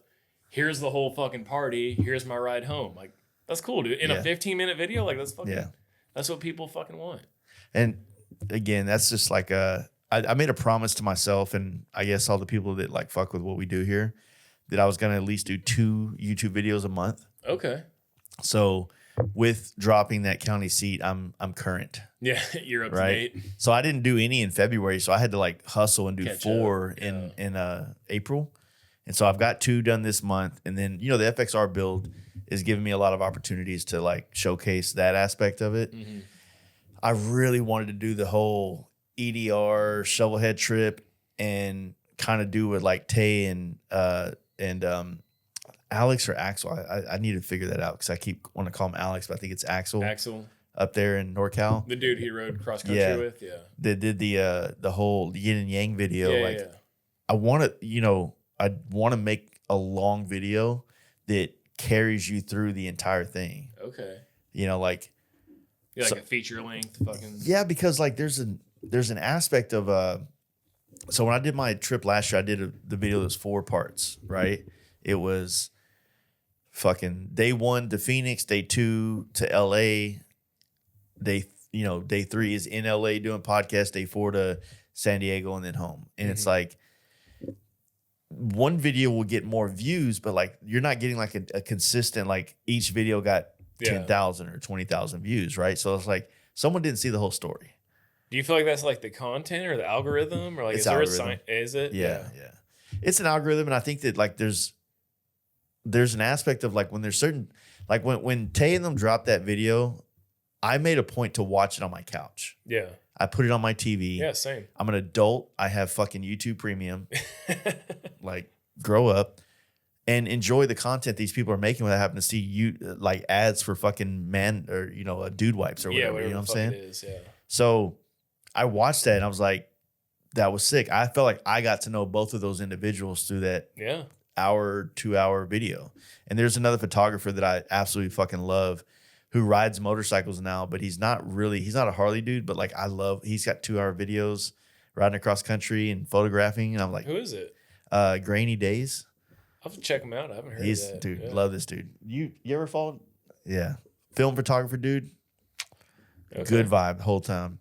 I've watched this 2.5-hour video of him riding from LA to Maine and back 4 times. No shit. And I'm like, I love it. And I'm inspired by it. And I want to create something like that where like maybe you don't watch the whole 2-hour thing, but maybe you start watching it in 10 minutes and you're like, you know what? I kind of want to like I'm on the shitter or I'm like in my car. Yeah, let me get a more comfortable situation. Yeah, I want to watch this later and see the whole thing because those 4-part videos I did last year, like I captured a lot of things that as a whole, it makes context of like, I thought about like recutting those videos and putting them together as one. Yeah. But I just don't have time. Yeah. But also like I want to find some dudes that like want to do a deeper, longer trip and are on board with like me trying to film this shit Yeah, and like making capture a it. fucking Yeah. movie out of it. Yeah. Did you ever watch, or do you watch those lane split dudes out in San Jose? Dude, I do a lot of them. So like I Yeah. know like now like Son's doing like that whole thing like on his own, but like a few years ago they were doing like those. They would take like a yearly trip. Yeah. And it'd be like a 4 or 5 part YouTube video. Yeah. But at the end of it, they would like release the whole thing as one video. That's It's smart, like an yeah. hour and a half movie. Yeah. I loved watching those, dude. Yeah, They were dude. doing the sickest fucking trips. Like They have such great riding up there, like Oh, not yeah. far, you know. It's like, oh yeah, our lunch ride is to San Jose or Yeah. to Santa Cruz or some shit, you know. yeah, but they were taking like intentionally like a week and a half, 2 weeks, whatever it was, and just like doing a boys trip. You know what I Yeah. mean? Like They that's just what did it's something about. recently. I watched that. Was it the Oh, Sweethearts Run. or- Sweethearts Run. Yeah, Yeah, that's yeah. that. Oh, what is it? That dude from San Francisco, Yami. yeah. Yeah, I thought that was pretty cool. 947 works, or I'm probably butchering that, but yeah. Yeah. Those are kind of things I think would be fun. Like, and like I said, I was telling you earlier, like the little run that me and Haney have been talking about going up through like Wichita, Lawton, Turner Falls, and back to Dallas. Yeah. The Galveston run. Yeah. You know, like, I mean, Austin run too. I mean, like, this it doesn't need to be an event, but it could easily it's a be reason a to get fucking out run. there. Yeah. Like a good time, you know? Like, yeah, I think a lot of people are like, I guess what's cool about like what the county seat is it was an event, but it didn't feel like an event. It felt like a hang. Yeah. Felt like we were just riding our bikes to Decatur to hang out with some homies. Dude, it was so funny. I showed up, I think, at like probably 10:30 or 11 in the morning.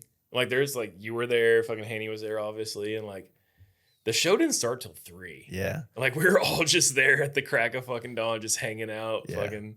And like, granted, there was like some like non-motorcycle people from the town who like came and checked it out, but like, I felt like that was our party. Yeah. Like, we just got to have it at Brendan's bar. 100%. You know what I mean? It's like our buddy just started a bar, so like we're all going to go drink there. Yeah. You know what I mean? So And like, he definitely got some good traction off of it, which was like fucking sick. Like, yeah, that was fun. I wonder what that town thought of that. dude, it felt like the town went to bed, and Yeah. we just did our thing still. Yeah. You know, and I feel like because the town has 287, it's a main vein. Mm-hmm. That like a lot of the cops kind of flocked to the main highway Okay. to kind of like, you know, They were definitely checking it out earlier in the day, but then like nothing popped off, so Dude. I think they fucked off. well, that storm came through, and I think it ran a lot of people off. Yeah. A lot of us were just hanging in the dark shed. We were. Which that storm was fucking great. Like, we got the tail end of that, dude. I rode through like Runaway Bay the next day going home, and like Yeah, that, then there was a tornado there. or that shit some was shit. fucked. It Dude. was? Yeah, like 20 miles from us, like people were Dude, dying. how? Yeah, I don't want to say what I was about to say on that note, but like, how sick would it have been? Just for like content purposes, there you go. There's the YouTube mine again. Like, if the tornado came through there, we're like under the shed, you know, doing party favors, and like that's going on the outside. You know what I'm saying? Oh yeah, just tornado. Like, Fuck. Which like there were still some sick shots. Like, you got some cool ones of your bike in the parking lot, and like there was some cool ones of, like the courthouse with the lightning in the background. I yeah, saw. some like I think that, like I said, we said earlier, Bobby's shots were fucking sick with like, but you create those things. You put a fucking big ass light in front of everybody, and they just go to town, right? Yeah, you get people acting silly. Bobby needs to do a book. We were talking about this. The book that you need to do. Yeah. He could literally like put a book out of like just, which would be like nothing but bangers of just like Texas events over the last homoerotic 10 years. calendar. The home, nah, dude. I mean, you Calendars, probably could with your you could probably do a titty fucking calendar for sure. yeah. But if you just did an event book, like a coffee table book, I'm like 10 years, like Texas, just do the Texas stuff, the things you captured in Texas. Dude, that would be a sick book. Calendars are cool, but like calendars, like they lose their value after a year. oh for sure. Yeah. You know, like 6 shots, and it's like the Sweatshop Industries has that calendar with all Yeah. the hookers from like Yeah. Skid Row or some shit. It's cool, but like, how do I keep a calendar from 2005 and it's 2032? You know what I'm Dude. saying? If you put a book out, Bobby, I'd buy it. I'd buy it 100%. Yeah. It's Chopper's Mag Yeah. Texas edition. Dude, I just fucking gave you like $40 for 3 pictures from the county seat, dude.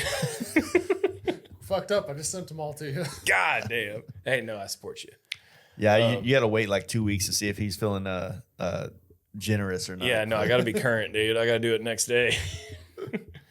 But no, I just got a book from my buddy Liam, and he just the chopper chuck. yeah, No, dude, I have it at the. It's Dude, so sick, dude.